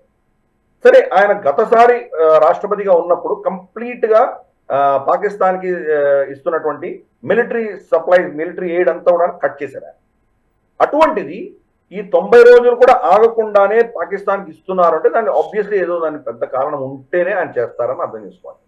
పాకిస్తాన్ పరిస్థితి ఏంటంటే క్రమేపీ అమెరికా నుంచి దూరం అయిన తర్వాత అది చైనా కూటమిలోకి చేరడం మొదలుపెట్టింది. చైనా కూటమిలోకి చేరేసరికి చైనా ఏం చేస్తుందంటే అమెరికన్ టెక్నాలజీ, గతంలో పాకిస్తాన్ దగ్గర ఉన్నటువంటి అమెరికన్ టెక్నాలజీ అంతా కూడాను వాళ్ళు చైనాకు అప్పచెప్తున్నారు వాళ్ళు. కాబట్టి దాని నుంచి ఆపాలి, ఆ ప్రయత్నమే పెంటగన్ చేస్తుంది. ఒకవేళ పెంటగన్ కనుక ఇప్పుడు వాళ్ళకు సమర్థన ఇవ్వకపోతే బహుశా F-16s అన్ని చైనీస్ ఇంజనీర్స్ వచ్చి సర్వీస్ చేస్తారు. ఈ టెక్నాలజీతో వాళ్ళ చేతిలోకి వెళ్ళిపోతుంది. కాబట్టి దాన్ని ఆపడానికి కోసం ఈ నిర్ణయం తీసుకున్నట్టు మనకు స్పష్టంగా అర్థమవుతుంది. ఇన్ఫాక్ట్ వాళ్ళ ఒప్పందం ప్రకారం ఏంటంటే F-16s ని ఏ ఎయిర్ బేస్ లో పెడతారో ఆ ఎయిర్ బేస్ లో JF-17 కానీ లేదా JF-10 కానీ చైనీస్ ఎయిర్ క్రాఫ్ట్ ఏవి పెట్టడానికి వీల్లేదు. అంటే చైనీస్ అసెట్స్, అమెరికన్ అసెట్స్ ఒకటే ఎయిర్ ఫీల్డ్ లో కూడా ఉండడానికి వీల్లేదు. అటువంటి ఒప్పందాలు ఉన్నాయి. యాంటీ టెర్రరిజం ఆపరేషన్స్ మాత్రమే వాడాలి అని చెప్పినా కానీ కూడా భారతదేశానికి వ్యతిరేకంగా వాళ్ళు బాలకోట్ తర్వాత వాడిన విషయం మనకు తెలుసు. కాబట్టి ఈసారి మళ్ళీ కూడాను ట్రంప్ ప్రభుత్వం దాన్ని చాలా స్పష్టం చేసింది. మీరు దీన్ని భారతదేశానికి వ్యతిరేకంగా వాడడానికి వీల్లేదు. దేనికోసం మీకు అమ్మామో దాన్ని మాత్రమే మీరు వాడాలి, అంతకుమించి వాడడానికి వీల్లేదు. ప్లస్ మా టెక్నీషియన్సే వచ్చి దీన్ని రిపేర్ చేస్తారు అని చెప్పారు. అంటే ఈ $300 మిలియన్ కూడా పాకిస్తాన్కి వెళ్ళవద్దు, అమెరికన్ కాంట్రాక్టర్స్కే వెళ్తాయి. ఈ లాక్హీడ్ మార్టిన్కి సంబంధించిన కాంట్రాక్టర్స్ ఎవరైతే ఉంటారో వాళ్ళు వెళ్ళి దాన్ని సర్వీస్ చేస్తారో, రిపేర్ చేస్తారో, పార్ట్స్ వాళ్ళదే. ఆ పైసలు మాత్రం ఈ 300 చిల్లర ఏదైతే గ్రాంట్ చేశారో దాంట్లో నుంచి వాళ్ళు తీసుకుంటారు. అంటే అమెరికాలోనే ఉంటాయి ఆ పైసలు, పాకిస్తాన్కి వెళ్ళవాలి. ఫిజికల్ గా F-16s పాకిస్తాన్ లో ఉన్నా కానీ కూడా అది మొత్తం అమెరికా అధీనంలోనే ఉంటుంది. అది రేపు వాళ్ళు కనుక వీళ్ళకి భిన్నంగా టేకింగ్ ఆఫ్ చేస్తే దాన్ని నిలపగలిగినటువంటి శక్తి ఈరోజు అమెరికా దగ్గర ఉన్నది. ఆ కంట్రోల్ వాళ్ళు చేసి జారిపోయి చైనాకి వెళ్లకుండా ఉండడానికి కోసమే ఈ నిర్ణయం తీసుకున్నారు. ఇది భారత వ్యతిరేకమైన నిర్ణయం అని మనం అనుకోకూడదు. ఇది యాంటీ చైనా నిర్ణయం కింద మనం తీసుకోవాలి. ప్లస్ పాకిస్తాన్ లో ఉన్నటువంటి అమెరికన్ అసెట్స్ ని వాళ్ళ అధీనంలో ఉంచుకోవడానికి కోసం చేసినటువంటి ఈ చర్య కింద మనం భావించాలి. ఎస్, ఇక గ్వాదర్లో ఒక డాంకీ స్లాటర్ హౌస్ నెలకొల్పారని తెలుస్తోంది. $7 మిలియన్ వర్త్ చేసేటువంటి స్లాటర్ హౌస్ ఇది. ఆల్మోస్ట్ డాంకీకి సంబంధించి, గాడిదలకు సంబంధించినటువంటి మీట్ తోటి వాటితోటి కొన్ని మందులు తయారు చేసే ఒక ప్రక్రియలో భాగంగా దీన్ని నెలకొల్పినట్టు తెలుస్తుంది. ఒకసారి దాని వివరాలు ఏంటి చెప్తారా సార్? దౌర్భాగ్యమైన పరిస్థితి. పాకిస్తాన్ గాడిదలు నమ్ముకొని బతకాల్సినటువంటి పరిస్థితి వాళ్ళకి వచ్చింది. పర్ఫెక్ట్. గ్వాదర్ లో ఈ యొక్క స్లాటర్ హౌస్ పెట్టారు. ఎందుకంటే గ్వాదర్ లో అంతా కూడా మిలిటరీ ఎస్టాబ్లిష్మెంట్ నడిపిస్తాం. బలూచి లిబరేషన్ ఆర్మీ వచ్చి వాళ్ళని విపరీతంగా దాడులు చేస్తున్నారు. కాబట్టి దాన్ని మొత్తం వాళ్ళ అధీనంలో తీసుకొని కంప్లీట్ ఒక చక్రవ్యూహంలా వలయం పన్ని ఈ గోదర్ పోర్ట్ కావచ్చు, గోదర్ ఎయిర్పోర్ట్ కావచ్చు, రెసిడెన్షియల్ ఏరియా కావచ్చు, అంతా కూడాను పాకిస్తాన్ సైనిక వలయంలో ఉన్నారు వాళ్ళందరూ కూడా. అక్కడ వీళ్ళు తీసుకెళ్లి ఇది స్లాటర్ హౌస్ పెట్టారు.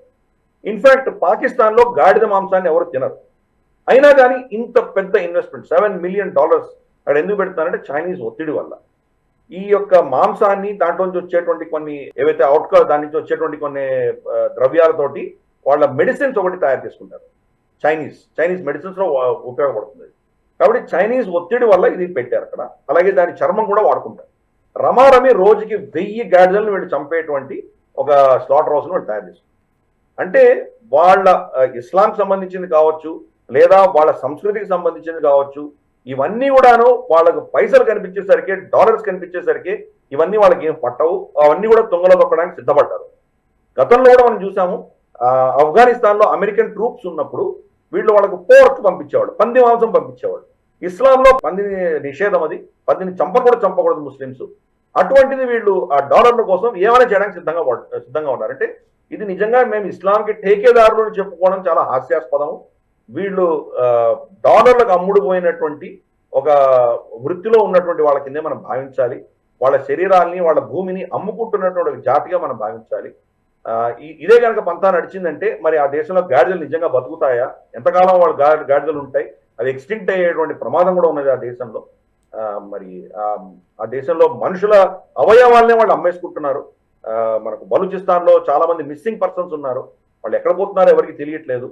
వాళ్ళ బ్లడ్ గ్రూపు ఇవన్నీ, వాళ్ళ ఏజ్, వాళ్ళ వయస్సు ఇవన్నీ ఆధారంగా ఒక ప్రొఫైలింగ్ చేశారు. చైనాకి ఎవరికైనా కనుక కాలేయం కావాలి, వాళ్ళకి గుండె కావాలి, ఇంకేదో కావాలి అంటే కనుక ఇక్కడ మనుషుల్ని చంపేసి ఈ అవయవాలని చైనాకు పంపించేస్తున్నారు. అలాగే ఈ పాకిస్తాన్ లో ఉన్న స్త్రీలను చైనీస్ పురుషులకి పంపిస్తున్నారు వాళ్ళు. సో ఇంతటి దారుణమైనటువంటి వాళ్ళ మనుషులని, వాళ్ళ జంతువులని కూడా అమ్ముకుని ఆ మిలిటరీ ఎస్టాబ్లిష్మెంట్, ఆర్మీ, వాళ్ళ ఆర్మ్డ్ ఫోర్సెస్ వాళ్ళ బతుకులు సాగిస్తున్నారంటే కనుక ఎంతటి దరిద్రమైన దేశం, ఎంత దౌర్భాగ్యమైన దేశం మనం అర్థం చేసుకోవచ్చు. Right sir.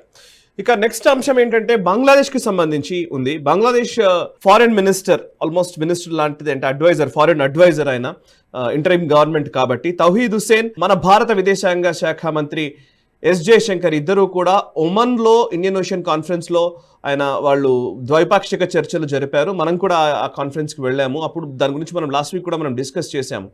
అయితే దాని నుంచే కొంచెం అవుట్కమ్స్ ఈ మధ్యకాలంలో చర్చలోకి వస్తున్నవి ఏంటి అంటే, సార్క్ ని మళ్ళీ కొంచెం స్ట్రెంగ్తెన్ చేయాలనే ఉద్దేశంతో బంగ్లాదేశ్ పావులు కదుపుతున్నట్టుగా తెలుస్తోంది. ఎందుకంటే పాకిస్తాన్ని ఇన్వాల్వ్ చేసే విధంగా, ఎందుకంటే ఇప్పుడు వచ్చిన కొత్త గవర్నమెంట్ కొంత పాకిస్తాన్ అనుకూల గవర్నమెంట్ ఉండడం వల్ల సార్క్ని మళ్ళీ పెంచాలనే ఉద్దేశంతో వాళ్ళు వ్యాఖ్యానిస్తున్నట్టుగా సమాచారం.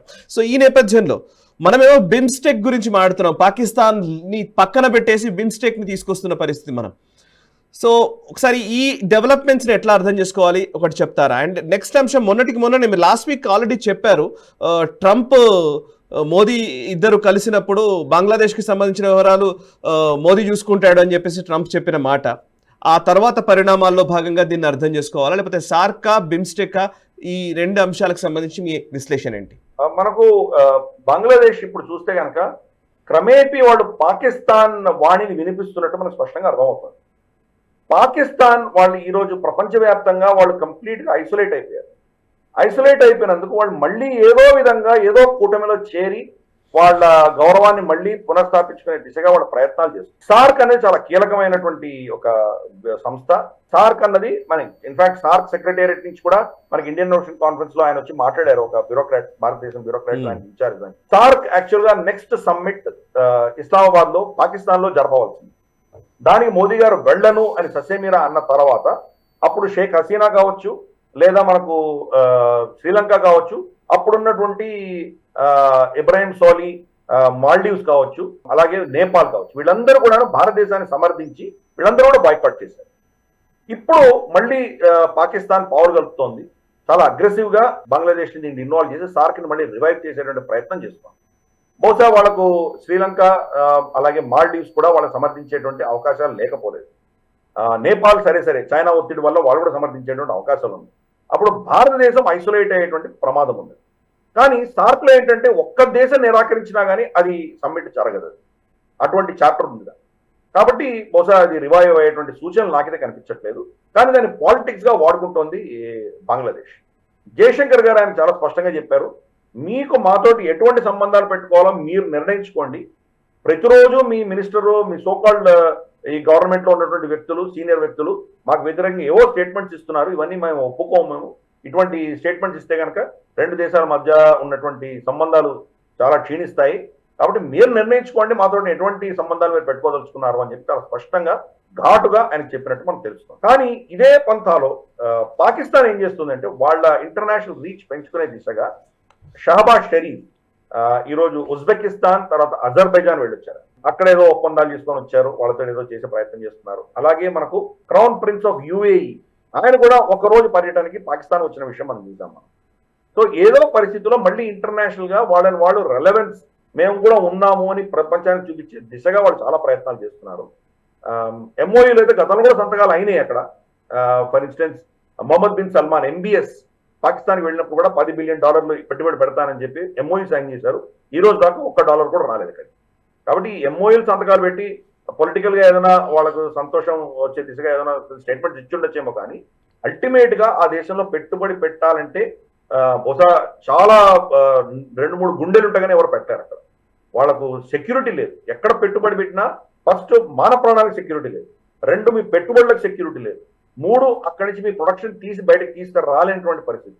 కాబట్టి ఇన్ని అంశాలలో మరి పాకిస్తాన్ పరిస్థితి ఏంటో మనకు తెలుస్తోంది. అటువంటి పాకిస్తాన్ బంగ్లాదేశ్ ఒత్తాసు పలుకుతోందంటే కనుక వాళ్ళు ఎంతటి అధపాతాళం వెళ్తున్నారో మనం చూస్తున్నాం.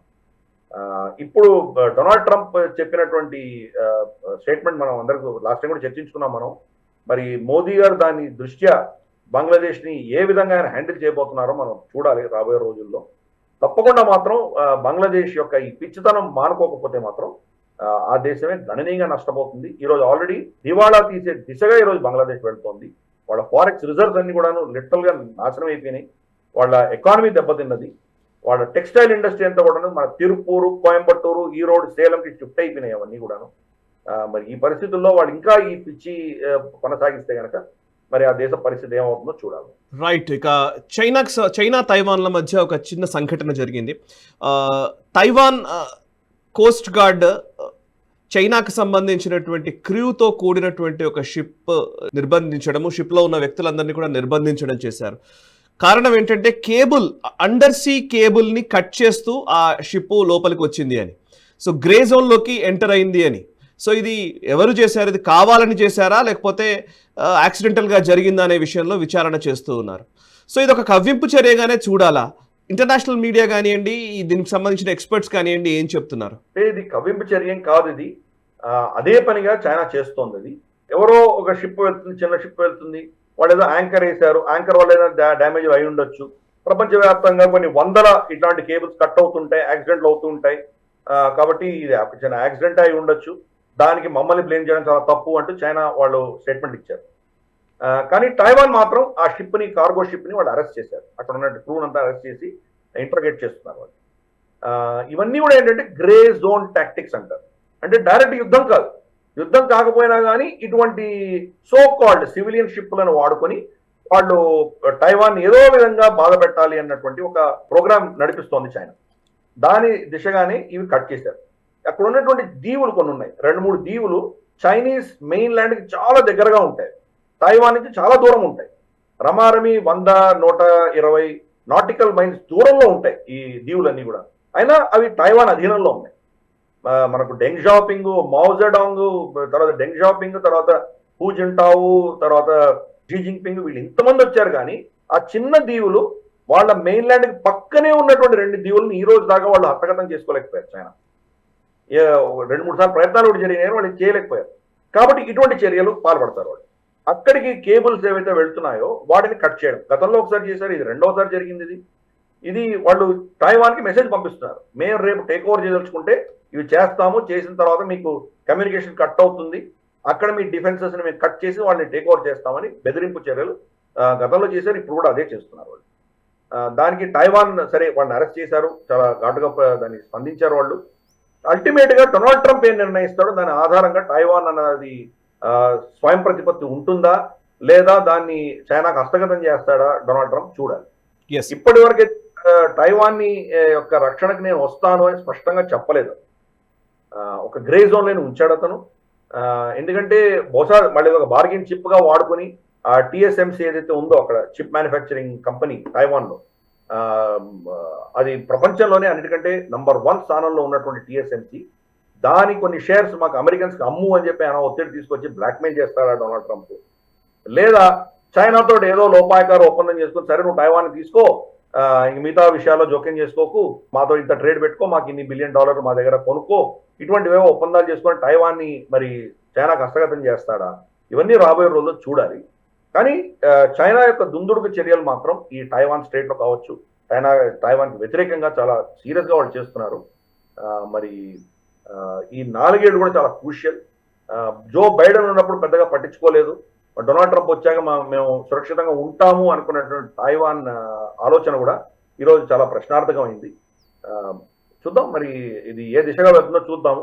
ఆయన మరి యుద్ధాలు నేను ఒప్పుకోను అన్నారు కాబట్టి, యుద్ధాలు ఒప్పుకోకపోతే కనుక యుద్ధాలు చేయడానికి సిద్ధంగా లేనప్పుడు ఇటువంటి ఒప్పందాలతోటి గణనీయమైన నష్టం తీసుకొస్తాడు ఆయన. అది ప్రెడిక్ట్ చేయలేదు, డొనాల్డ్ ట్రంప్ ప్రెడిక్ట్ చేయడం చాలా కష్టం. చూద్దాం, అందుకని రాబోయే రోజుల్లో ఇది ఏ దిశగా వెళ్తుందో చూద్దాం. Right sir. ఇక మనం చివరిగా మాట్లాడుతున్నాం యాక్చువల్లీ, ఎందుకంటే వెస్టర్న్ హిపోక్రసీలో భాగంగా వీటిని మాట్లాడాలి కాబట్టి. అంతకంటే ముందు Ursula von der Leyen, European Union president Ursula von der Leyen భారత్లో పర్యటిస్తున్నారు. సో వాండర్లైన్ని ప్రధాని నరేంద్ర మోదీ ప్రత్యేకంగా ఆహ్వానించారు, వారికి స్వాగతం పలికారు.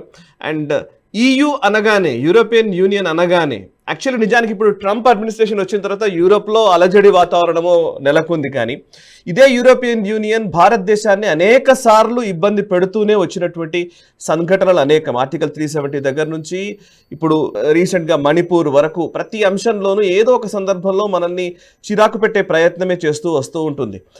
అందులోని ఈమె ఉర్సులా వాండర్లైన్ ప్రత్యేకంగా దీనికి చెప్పుకోవచ్చు. సో ఆమె పర్యటనని ఎట్లా అర్థం చేసుకోవాలి అంటే, ఇప్పుడు ఫ్రీ ట్రేడ్ అగ్రిమెంట్కి సంబంధించి ఈ సంవత్సరంలో పూర్తవుతుందని ఆమె ఒక స్టేట్మెంట్ కూడా ఇచ్చారు. ఫ్రీ ట్రేడ్ అగ్రిమెంట్ యూరోపియన్ యూనియన్తో చేసుకునే అగ్రిమెంట్ ఇది చాలా సంవత్సరాలుగా అవుతూ వస్తుంది, ఆల్మోస్ట్ 7-8 years అవుతుందా ఇది అనుకుంటాను నేను. సో సబ్జెక్ట్ కరెక్షన్ ప్లీజ్, మీరు చెప్పండి సార్. అంటే ఈ ఆపడానికి కూడా కారణాలు ఏంటంటే మధ్య మధ్యలో ఈ పొరపత్యాలు ఏవో సమస్యలు రావడము వీటితోటే నడుస్తూ వచ్చింది. So finally EU president Indian visit ని ఎట్లా చూస్తారు? ఉర్సులా వాండర్లైన్ కంప్లీట్ లెఫ్టిస్ట్ భావజాలం ఉన్నటువంటి వ్యక్తి. So called global government run చేయాలి అన్నటువంటి వరల్డ్ ఎకనామిక్ ఫోరం యొక్క ప్రోడక్ట్ కింద మనం భావించాలి ఆవిడని. యూరోప్ లో కూడా ఎస్పెషలీ రైట్ వింగ్ పార్టీలు అన్ని కూడా ఆవిడని అపోజ్ చేస్తున్నాయి. మనం చూస్తే కనుక విక్టర్ ఆర్బన్ కావచ్చు, లేదా ఇతరత్ర ఈవెన్ అపోజిషన్ పార్టీస్, జర్మనీలో ఫ్రాన్స్ లో ఉన్నటువంటి అపోజిషన్ పార్టీస్ కూడా ఈవిడ్ని విపరీతంగా అపోజ్ చేస్తున్నాయి. కానీ ఆ యొక్క లెఫ్టిస్ట్ ఎకో సిస్టమ్ ఏదో విధంగా మళ్ళీ ఆవిడని ఎన్నుకుని ఆవిడని ప్రెసిడెంట్ చేస్తున్నటువంటి విషయం మనం చూసాము. ఆవిడకున్నటువంటి అధికారం ఏంటి? సర్వస్వతంత్రమైన దేశాలకు భిన్నంగా ఆవిడే ఒక చక్రవర్తి లాగా పెద్ద పెద్ద మీటింగ్స్కి వస్తూ ఉంటుంది. G20లో ఆవిడొచ్చి కూర్చుంటుంది. మరి G20లో మిగతా దేశాలు కూడా ఉన్నాయి కదా, ఇటలీ, తర్వాత మనకు ఫ్రాన్స్, జర్మనీ, UK, స్పెయిన్, ఇవన్నీ ఉన్నాయి కదా G20లో. అవి కాకుండా మళ్ళీ యూరోపియన్ యూనియన్ అధినేతగా తాను వస్తుంది.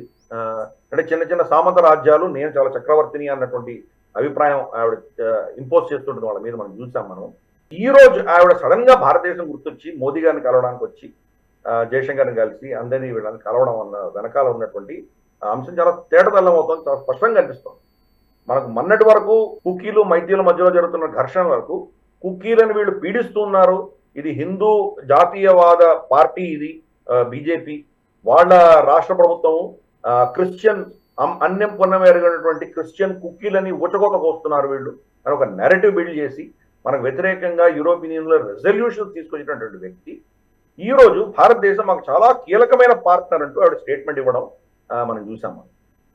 దానికి వెనకాల కారణం ఏంటంటే, ఈ రోజు కంప్లీట్ గా అమెరికా నుంచి వాడు దూరం అవుతున్నటువంటి పరిస్థితి చూస్తున్నాం. డొనాల్డ్ ట్రంప్ వాళ్ళని కంప్లీట్ గా విస్మరించి మీ చావు మీరు చావండి అని చెప్పి వదిలేశాడు. చైనా దగ్గర వెళ్ళేటువంటి పరిస్థితి ఈరోజు లేదు. చైనా వాళ్ళకి కావాల్సినటువంటి ఏవైతే టెక్నాలజీ ఉందో అవన్నీ చైనాలోనే ఉన్నాయి. యూరోప్ మీద డిపెండ్ అవ్వాల్సినటువంటి పరిస్థితి గణనీయంగా తగ్గిపోయింది వాళ్ళకి. ఫర్ ఇన్స్టెన్స్ ఈరోజు జర్మనీ నుంచి వోక్స్ వ్యాగన్ లాంటివి కనుక చైనాకి అమ్మితే చైనాలో కొనేవాళ్ళు ఎవరున్నారు? ఫస్ట్ అక్కడ BYD వచ్చేసింది, ఇటువంటి తర్వాత ఎనీవే టెస్లా కూడా ఉంది ఇక్కడ. ఆ దేశంలో తయారైనటువంటి ఎన్నో అద్భుతమైనటువంటి కార్లు వచ్చేసి వాళ్ళు చాలా చీప్, చాలా మోడర్న్, కొత్త రకంగా ఉంటాయి. వోక్స్ వ్యాగన్ ఎప్పుడో పాత టెక్నాలజీని తీసుకొచ్చి వాడు అమ్ముతారంటే ఎవడు కొంటాడు అక్కడ. కాబట్టి అలాగే వాళ్ళ ఇంజనీరింగ్ మెషినరీ కావచ్చు, మన కన్స్ట్రక్షన్ మెషినరీ కావచ్చు, లేదా ఫామ్ లో వాడేటువంటి మెషినరీ కావచ్చు, ఫ్యాక్టరీలో వాడేటువంటి టెక్నాలజీ కావచ్చు. గతంలో జర్మనీకి లిటరల్ మోనోపలి ఉండేది. చైనా ఇప్పుడు అవన్నీ కూడాను కంప్లీట్ గా వాళ్లే దాన్ని వాళ్ళ దేశంలో తయారు చేసేటువంటి పరిస్థితి ఈరోజు వచ్చింది. కాబట్టి ఈరోజు యూరోప్ లో అన్నిటికంటే పెద్ద పవర్ హౌస్ అయిన జర్మనీకే ఈరోజు చైనాకి ఏం అమ్మలేనటువంటి పరిస్థితి ఉంటే మిగతా దేశాల పరిస్థితి ఏంటి? కాబట్టి EU చైనాని కోల్పోయింది, అమెరికాని కోల్పోయింది. ఇంకా గతి లేని పరిస్థితిలో భారతదేశానికి వచ్చారు. భారతదేశంతో వాళ్ళు ఎన్నో సంవత్సరాలుగా సోకాల్డ్ ఫ్రీ ట్రేడ్ ఒప్పందం మీద వాళ్ళు నెగోషియేషన్స్ చేస్తున్నారు, కానీ ఈ రోజు దాకా అది గుణం చూపించలేదు. ఎందుకు అంటే కనుక చాలా కొన్ని కీలకమైన అంశాల్లో మనకు వ్యతిరేకంగా వాళ్ళు మాట్లాడుతున్నారు. ఫర్ ఇన్స్టెన్స్ మన వ్యవసాయానికి సంబంధించి వాళ్ళు మనం ఇస్తున్న సబ్సిడీస్ కావచ్చు, దీనికి వ్యతిరేకంగా వాళ్ళు కొంత అడుగుతున్నారు మన దగ్గర నుంచి. దానికి మనం ససేమిరా అంటున్నాం. ఎందుకంటే వాళ్ళ దేశాలలో ప్రొడ్యూస్ అయినటువంటి మన దేశంలో చీప్ గా డంప్ చేద్దాం అనేటువంటి ఆలోచన వాళ్ళు. మన రైతులకు నష్టం ఉండకూడదని చెప్పి ప్రభుత్వం దాన్ని ఎప్పుడు కూడా అపోజ్ చేసింది. రెండవది, మనకు వ్యక్తులు వాళ్ళేమో ఆ దేశంలో తయారు చేసిన మనకు అమ్ముతారంట, వాళ్ళ సర్వీసెస్ మనం తీసుకోవాలంట, వాళ్ళకి చాలా అద్భుతమైన టెక్నాలజీ ఉంది, దాన్ని మనకు అమ్ముతారంట. కానీ మన వ్యక్తులు, భారత పౌరులు ఆ దేశంలో వెళ్ళడానికి వాళ్ళు ఫ్రీ ట్రాన్సిట్ ఇవ్వరు. వాళ్ళు వీసాలు అప్లై చేసుకోవాలి, మన తంటాలు మనం పడాలి, వాడి ఇష్టం ఇస్తే ఇచ్చాడు లేకపోతే లేదు. ఇన్ఫాక్ట్ కొన్ని ఎస్టిమేట్స్ ప్రకారం రమారమి $100 బిలియన్ ఖర్చు మన వాళ్ళు వీసాల కోసం పెట్టారు. వీసాలు పెడితే కనుక వీసాలు ఖర్చు చేశారు, వీసాలు తిరస్కరించబడ్డటువంటి వాళ్ళ ఖర్చులు $100 బిలియన్ పైబడి ఉన్నాయి. మొత్తం యావత్ ప్రపంచంలో భారతీయులు వెళ్ళడానికి ప్రయత్నం చేసి వీసాలు రాక నష్టపోయినటువంటి వాళ్ళు. కాబట్టి ఇటువంటి భావజాలం నీవు పెట్టుకొని, మేము వైట్ సూపర్ మేసిస్ యూరోప్ మేము చాలా గొప్ప అన్న భావజాలం నువ్వు పెట్టుకుని భారతదేశం యొక్క అవసరాలకు వ్యతిరేకంగా నువ్వు ట్రేడ్ డీల్ చేసుకోవాలంటే భారతదేశం ఎందుకు ఒప్పుకుంటుంది? అది మోదీ ప్రభుత్వం ఎందుకు ఒప్పుకుంటుంది? కాబట్టి దీనివల్ల ఇంతవరకు ఏం కుదరలేదు. ఇప్పుడు బహుశా 2 మెట్లు దిగుతారేమో చూడాలి. అది కూడా ఎందుకంటే వాళ్ళకు చైనాతోటి అమెరికాతోటి ఇబ్బంది వచ్చింది కాబట్టి గతి లేని పరిస్థితిలో వాళ్ళు చేస్తున్నారు. ఇది అబ్సల్యూట్ వాళ్ళ హిపోక్రసీ తప్ప ఇంకేమీ కాదు. ఉర్సులా వాన్ డెర్ లెయన్ కావచ్చు, లేదా ఆంజెలినా బేర్బాక్ కావచ్చు, అంటే ఓలాఫ్ షోల్ట్జ్ ప్రభుత్వంలో ఉన్నటువంటి ఫారెన్ మినిస్టర్, ఇటువంటి వాళ్ళందరూ కూడాను, ఇన్ఫాక్ట్ స్పెయిన్ కి సంబంధించినటువంటి అధినేతలు కావచ్చు, కియర్ స్టార్మర్ కావచ్చు, చాలా మంది మనకు వ్యతిరేకంగా ఎటువంటి భావజాలం ఉండేది, ఎలా మాట్లాడేవాళ్ళు మనం చూసాం. వాళ్ళని ఈ రోజు వాళ్ళకి మన అవసరం వచ్చింది కాబట్టి మళ్ళీ మనతో ఏదో చాలా మైత్రి ప్రదర్శించేటువంటి ఒక నాటకం ఆడుతున్నారు. సో ఇందులోనే ఈ వారం మనం ఒక వెస్టర్న్ హిపోక్రసీ సెగ్మెంట్ కూడా ఉర్సులా వాన్ డెర్ లెయన్ ట్రిప్ తోటి మనం ఆమెకు ఒక వ్యాఖ్య చేశారు. దాంతోనే స్టార్ట్ చేద్దాం సార్. సో వెస్టర్న్ హిపోక్రసీలో ఆమె చెప్పిన మాట ఏంటంటే, అసలు నిజంగా చాలా ఆశ్చర్యం వేసింది. ఈమెనే అందా అని 2 సార్లు నేను చెక్ చేసుకున్నాను మళ్ళీ. సో అన్న మాట ఏంటంటే, free speech as a virus and censorship as it's vaccine అంట. ఫ్రీ స్పీచ్ కోసమని అబ్బా ఎన్ని రకాలుగా మాట్లాడాలో అన్ని రకాలుగా మాట్లాడే వ్యక్తులు వీళ్ళు ఫ్రీ స్పీచ్ ని ఇప్పుడు వైరస్ అనడం ఏంటి, సెన్సార్షిప్పే వ్యాక్సిన్ అని దానికి చెప్పడం ఏంటి? సో హిపోక్రసీకి నోరుంటే ఇలా ఉంటుంది. కరెక్ట్. హిపోక్రసీకి నోబెల్ ప్రైజ్ ఇవ్వాలంటే వీళ్ళకే ఇవ్వాలి. అంటే వాక్ స్వాతంత్రం లేదు మీ దేశంలో అని చెప్పి మన మీద వాళ్ళు దెప్పి పొడుస్తుంటారు, మనకు వ్యతిరేకంగా ఇన్ని స్టేట్మెంట్స్ ఇస్తుంటారు. ఇక్కడ ఈ దేశంలో ఉన్నటువంటి వాళ్ళు పొద్దున్నేస్తే సాయంత్రం దాకా మోదీ గారిని, ప్రభుత్వాన్ని, RSS ని, హిందువులని వాళ్ళు ఇష్టం వచ్చినట్టు నోటికి అడ్డం లేకుండా వాళ్ళు తిడుతూ ఉంటే కూడా ఇక్కడ వాళ్ళ మీద ఎటువంటి చర్యలు ఉండవు. కానీ అది ఫ్రీడమ్ లేదు అని చెప్పి వాళ్ళకి తాగిస్తారు. కానీ వాళ్ళ దేశాల్లో మాత్రం ఫ్రీ స్పీచ్ ఒక వైరస్ లాంటిది, దానికి విరుగుడు సెన్సర్షిప్ ఉండాలి అని ఆవిడ చెప్పిందంటే వీళ్ళు ఎంత హిపోక్రాట్సో అర్థం చేసుకోవచ్చు. ఇన్ఫాక్ట్ జర్మనీలో అయితే కనుక వాళ్ళ ఎంపీలు కానీ వాళ్ళ మంత్రులు కానీ వాళ్ళ వ్యతిరేకంగా మీరు ఏమైనా స్టేట్మెంట్ ఇస్తే మేము జైల్లో పెట్టచ్చు. మన దేశంలో బండపూలు తిడుతున్నాం మోదీ గారిని, చాలా మంది ఆయన తల నరికేస్తామని, ఆయన అట్లని ఇట్లని ఇష్టం వచ్చినట్టు తిడుతున్నారు. అయినా వాళ్ళ మీద ఎటువంటి చర్యలు లేవు. నిజంగా ఫ్రీడమ్ ఆఫ్ స్పీచ్ అన్నది ఏ దేశంలో ఉందో మనం అర్థం చేసుకోవచ్చు. అందుకని వీళ్ళ హిపోక్రసీకి అవధులు లేవు. మనం గ్లోబల్ రౌండప్ లో అదే పనిగా ఈ సెక్షన్ పెట్టడానికి కారణమే వీళ్ళని ఎక్స్పోజ్ చేయడానికి, వీళ్ళ ద్వంద్వ వైఖరిని ఎక్స్పోజ్ చేయడానికి మనం పెట్టాము. మణిపూర్లో మనకు జరుగుతున్నటువంటి ఇష్యూస్ లో వాళ్ళు పార్లమెంట్ రెజల్యూషన్ పాస్ చేస్తారు, వాక్ స్వాతంత్రం లేదని, మానవ హక్కులు ఉల్లంఘన అవుతున్నాయని. కానీ అక్కడ మాత్రం వాక్ స్వాతంత్రం అనేది ఒక వైరస్ లాంటిది, దీని సెన్సర్షిప్ అన్ని ఉండి తీరాలి అని వీళ్ళు స్టేట్మెంట్. ఆ సెన్సర్షిప్ ఎవరికి? వాళ్ళ లెఫ్టిస్ట్ భావజాలానికి వ్యతిరేకంగా మాట్లాడే వాళ్ళకి మాత్రమే ఈ సెన్సర్షిప్. కానీ వాళ్ళలో ఉన్నటువంటి వ్యక్తులు నేషనలిస్ట్ కానీ రైట్ వింగర్స్ కానీ జాతీయవాదులని వీళ్ళని సమర్థిస్తూ ఎవరైనా స్టేట్మెంట్ ఇస్తే కనుక అంటే వాళ్ళని వ్యతిరేకిస్తూ వాళ్ళని తిడుతూ కనుక స్టేట్మెంట్స్ ఇస్తే దానికి సెన్సర్షిప్ ఉండదు. అంటే ఇంతకంటే హిపోక్రసీ ఏం కావాలి మనకి? My way or the highway. నేను చెప్పేది కరెక్ట్, నాకు వ్యతిరేకంగా చెప్పిన వాడిని నేను ఖండిస్తాను, వాళ్ళని ఆపుతాను. ఇదే వాళ్ళు చేశారు. ఏఎఫ్డీకి వ్యతిరేకంగా అలాగే చేశారు. మరీన్ లపెన్ ని ఎలక్షన్ కంటెస్ట్ చేయకుండా ఆపారు. జార్జియా మెలోనీని చాలా ఇబ్బందులు పెట్టారు ఆవిడ వ్యతిరేకంగా. అల్టిమేట్ గా ఆవిడ గెలిచింది, అది వేరే విషయం. అలాగే మన విక్టర్ ఆర్బన్ వాళ్ళ రొటేషన్ ప్రకారం యూలో ప్రతి నెల ఒకరు ప్రెసిడెంట్ అవుతారు.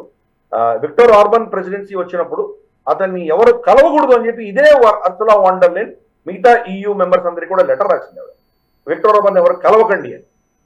ఆయన యూరోప్ లో ఒక విధమైనటువంటి సొల్యూషన్స్ తీసుకొద్దాము, మనకున్న కష్టాలు, ఎనర్జీ నీడ్స్ కావచ్చు, మనకున్నటువంటి సమస్యలకు పరిష్కారం దిశని పనిచేస్తానని చెప్పారు. యూరోపియన్ యూనియన్ చట్టం ప్రకారం డెమోక్రటికలీ ఆయన రొటేషన్ లో వచ్చినటువంటి ఆయన ప్రెసిడెన్సీని కూడా వీళ్ళు గౌరవించకుండా ఆయన ఎవరు కలవకూడదు, ఆయనకు వాక్ స్వాతంత్రం లేదు అని చెప్పినటువంటి వాళ్ళు మనకు లెక్చర్ ఇస్తారు. Hippocrates of first order. Correct. ఇక మరొక ఈ హిపోక్రసీ సెగ్మెంట్ లోనే మరొక అంశం కూడా ఉంది సార్. కాంగోలో డెమోక్రటిక్ రిపబ్లిక్ ఆఫ్ కాంగో తీవ్రవాదులు, ఉగ్రవాదులు 70 మంది క్రిస్టియన్స్ ని చర్చిలో పెట్టి చంపేశారు. చాలా అతి కిరాతకంగా వాళ్ళని హతమార్చిన పరిస్థితి. సో 70 మంది క్రిస్టియన్స్ చనిపోతే ఒక ఇస్లామిక్ ఉగ్రవాదులు, వీళ్ళు ఇస్లామిక్ ఆర్గనైజేషన్గా చెప్తున్నారు, ఇస్లామిక్ ఉగ్రవాదులు 70 మంది క్రిస్టియన్లని చంపితే కూడా ఎవ్వరూ మాట్లాడట్లేదు. కానీ మన దేశంలో ఏదైనా ఒక చిన్న ఇన్సిడెంట్ జరగగానే ఇమీడియట్లీ పెద్దగా గొడవ చేస్తారు. ఆ హిపోక్రసీ గురించి కూడా ఒకసారి వివరిస్తారు. కరెక్ట్. మనకు కసాంగు అన్నటువంటి ఊర్లో వాళ్ళ ప్రొటెస్టెంట్ చర్చిలో 70 మంది క్రిస్టియన్స్ ని వాళ్ళు అతి కిరాతకంగా చంపారు. ఎంత కిరాతకంగా అంటే కనుక వాళ్ళు బుల్లెట్స్ వాడలేదు, మామూలు మనం భూమిని తవ్వడానికి వాడేటువంటి పారలు ఉంటాయి కదా, అటువంటి పారలు, గొడ్డెళ్ళు, తర్వాత సుత్తి, ఇటువంటివి వాడి అతి కిరాతకంగా వీళ్ళని చంపారు. 70 మందిని చంపారు. ఆ వీడియోస్ అన్ని కూడా సోషల్ మీడియాలో వైరల్ గా ఉన్నాయి. బహుశా మనం అది చూపించలేనటువంటి పరిస్థితి, చాలా అతి ఘోరమైనటువంటి విజువల్స్ అవన్నీ కూడాను. అలా అంత నిర్దాక్షిణ్యంగా చంపినా కానీ కూడా ఈ సోకాల్డ్ వెస్ట్ మానవ హక్కుల గురించి మాట్లాడేవాళ్ళు, తర్వాత మత సామరస్యం గురించి మాట్లాడేవాళ్ళు, మతాలు పెద్ద అంటే ఎక్కువ సంఖ్యలో ఉన్నటువంటి మతాలు తక్కువ సంఖ్యలో ఉన్నటువంటి మైనారిటీల మీద ఎటువంటి అత్యాచారాలు చేస్తారు, ఇటువంటి లెక్చర్లు ఇచ్చేటువంటి వెస్ట్ అంతా కూడాను నిమ్మక నీరెత్తున్నట్టున్నారు. వాళ్ళు ఏం మాట్లాడట్లేదు. అంటే ఇది 2-3 అంశాలు. ఒకటి హిపోక్రసీ, 2 ఆఫ్రికాలో ఎవడు బతికితే ఏంటి, చస్తే ఏంటి, వాళ్ళు జంతువులు లాంటి వాళ్ళు, వాళ్ళు కోతులు లాంటి వాళ్ళు అన్నటువంటి ఒక రేసిస్ట్ భావజాలం వీళ్ళలో ఉంది. 3 అబ్రహామిక్ మతాల్లో కొట్టుకుంటే వీళ్ళేం మాట్లాడరు. అది ఇస్లాం కి క్రిస్టియానిటీకి మధ్యలో అంతర్గతమైన గొడవలు, కానీ వాళ్ళు దాని గురించి పెద్దగా కామెంట్ చేయరు వాళ్ళు. అదే కనుక నాన్ అబ్రహామిక్ మతాలు ముందరకు వస్తే, నాన్ అబ్రహామిక్ మతాల్లో ఈరోజు బతికింది ఒక హైందవం ఒకటే బతికింది, హిందూ ధర్మం ఒకటే బతికింది. హిందువులు కనుక పొరపాటున మనలో ఎవరైనా ఏదైనా చర్య చేయడం బట్టి ఇద్దరి మధ్యలో గొడవల్లో ఎవరైనా క్రిస్టియన్ చనిపోతే మాత్రం వీళ్ళు గగ్గోలు పెడతారు, దాన్ని మానవ హక్కులు అంటారు, మతోన్మాదం అంటారు, వాళ్ళు ఇష్టం వచ్చిన పరిభాష పడతారు. 70 మందిని క్రిస్టియన్స్ ని ముస్లిం తీవ్రవాదులు ఊచకోతకు వస్తే వీళ్ళు ఎవ్వరూ మాట్లాడారు. ఎంత హిపోక్రసీ మనం చూడొచ్చు. మనకు లెక్చర్లు మాత్రం ఇస్తారు.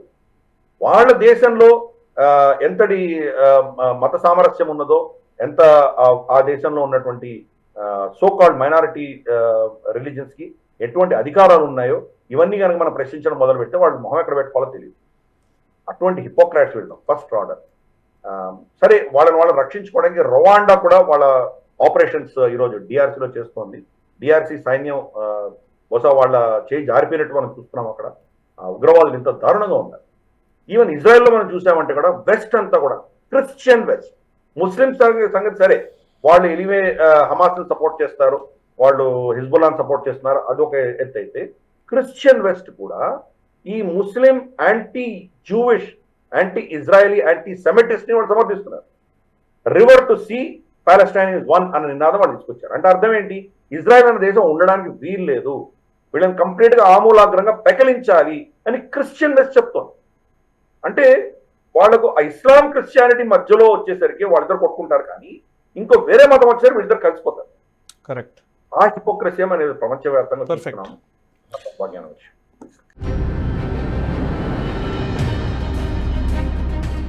ఇక collapse of the western society, పాశ్చాత్య సమాజాలు ఎలా కూలిపోతున్నాయి, ఎలా ధ్వంసమవుతున్నాయి అనే అంశానికి సంబంధించినటువంటి సెగ్మెంట్లకు వెళదాం.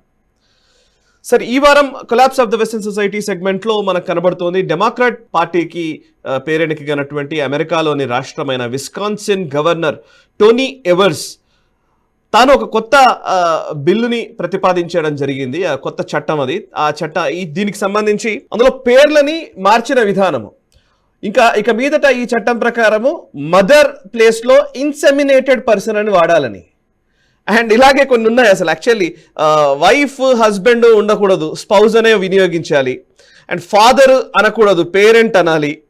ఇట్లా కొన్ని ఉన్నాయి. బ్రెస్ట్ ఫీడింగ్ అని వాడకూడదు, చెస్ట్ ఫీడింగ్ అనాలి.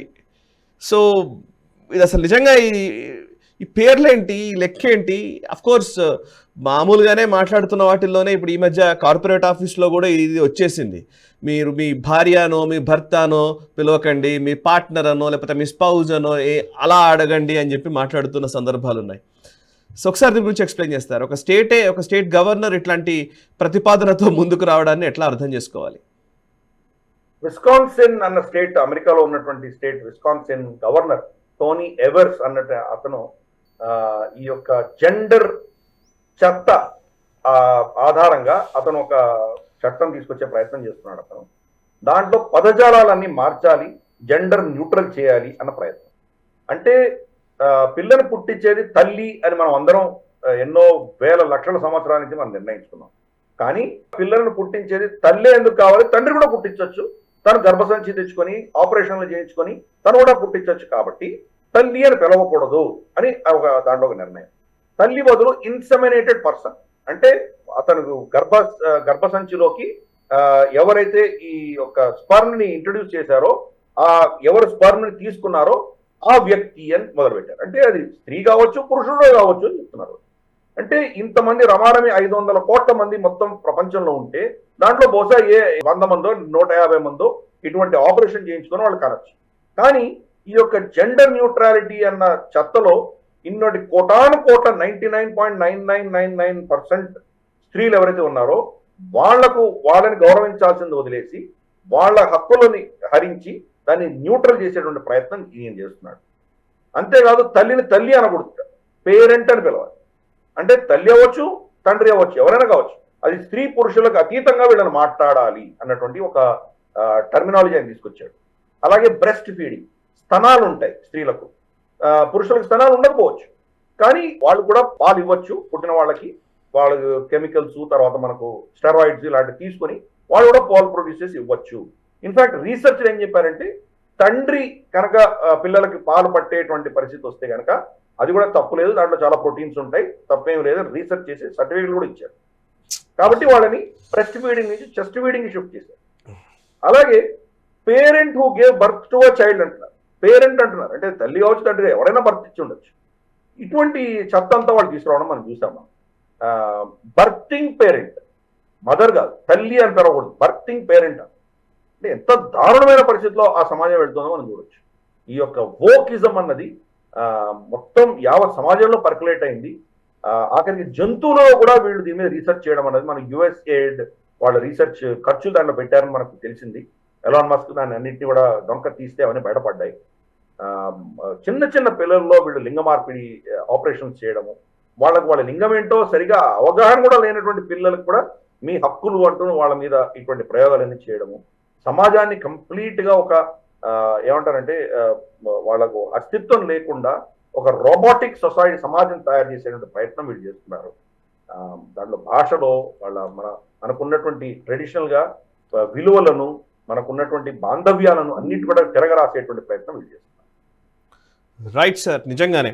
సో ఇవన్నిటి గురించి గ్లోబల్ రౌండప్లో మేము చెబుతున్నాము అని అంటే ఇవన్నీ మన దగ్గరకు కూడా వస్తున్నాయి కాబట్టి మనం జాగ్రత్తగా ఉండాలి కాబట్టి. So please be aware of all these things. కొంత మనకు తెలిసిన వాళ్ళతో మనం పంచుకునే ప్రయత్నం చేద్దాము, అండ్ మన కుటుంబంలో కూడా తెలియజేసే ప్రయత్నం చేద్దాము. సో ఎనీవేస్ ఇట్లాంటి మార్పులు ఇవన్నీ వస్తున్న క్రమంలో ఉధృతంగా మనకు తెలియకుండా చేప కింద నీరులానే ప్రవేశిస్తూ ఉంటాయి కాబట్టి వాటిని జాగ్రత్తగా మనం తెలుసుకోవాల్సిన బాధ్యత మనందరిపైన ఉంది. So thank you very much sir. Giridhar గారు చాలా అద్భుతంగా చాలా విషయాలు మీరు వివరిస్తూ మాకు విశ్లేషిస్తూ సాగుతూ ఉన్నారు. Thank you very much sir. So చూశారు కదా, ఇది ఈ వారం గ్లోబల్ రౌండప్. వచ్చే వారం గ్లోబల్ రౌండప్లో మళ్ళీ కలుద్దాము. 186వ ఎపిసోడ్ ఇది. ఈ ఎపిసోడ్ నచ్చినట్టయితే వెంటనే లైక్ చేయండి, 10 మందికి షేర్ చేయండి, మీ కమెంట్స్ ద్వారా మీ అభిప్రాయాలు మాతో పంచుకోండి. మనసా వాచా కర్మణ దేశహితం కోసం పరితపించే నేషనలిస్ట్ గ్రూప్ ఆఫ్ ఛానల్స్ని సబ్స్క్రైబ్ చేసుకొని జాతీయవాద జర్నలిజాన్ని ప్రోత్సహించండి. Thank you very much. ఈ వీడియో మీకు నచ్చినట్టయితే లైక్ చేయండి, 10 మందికి షేర్ చేయండి, అలాగే కామెంట్ల రూపంలో మీ అభిప్రాయాలను మాతో పంచుకోండి. Nationalist hub group of channels ను సబ్స్క్రైబ్ చేసుకుని తెలుగునాట జాతీయవాద జర్నలిజాన్ని ప్రోత్సహించండి. ఈ వీడియో కింద ఉన్న బెల్ ఐకాన్ పై క్లిక్ చేయడం మర్చిపోవద్దు.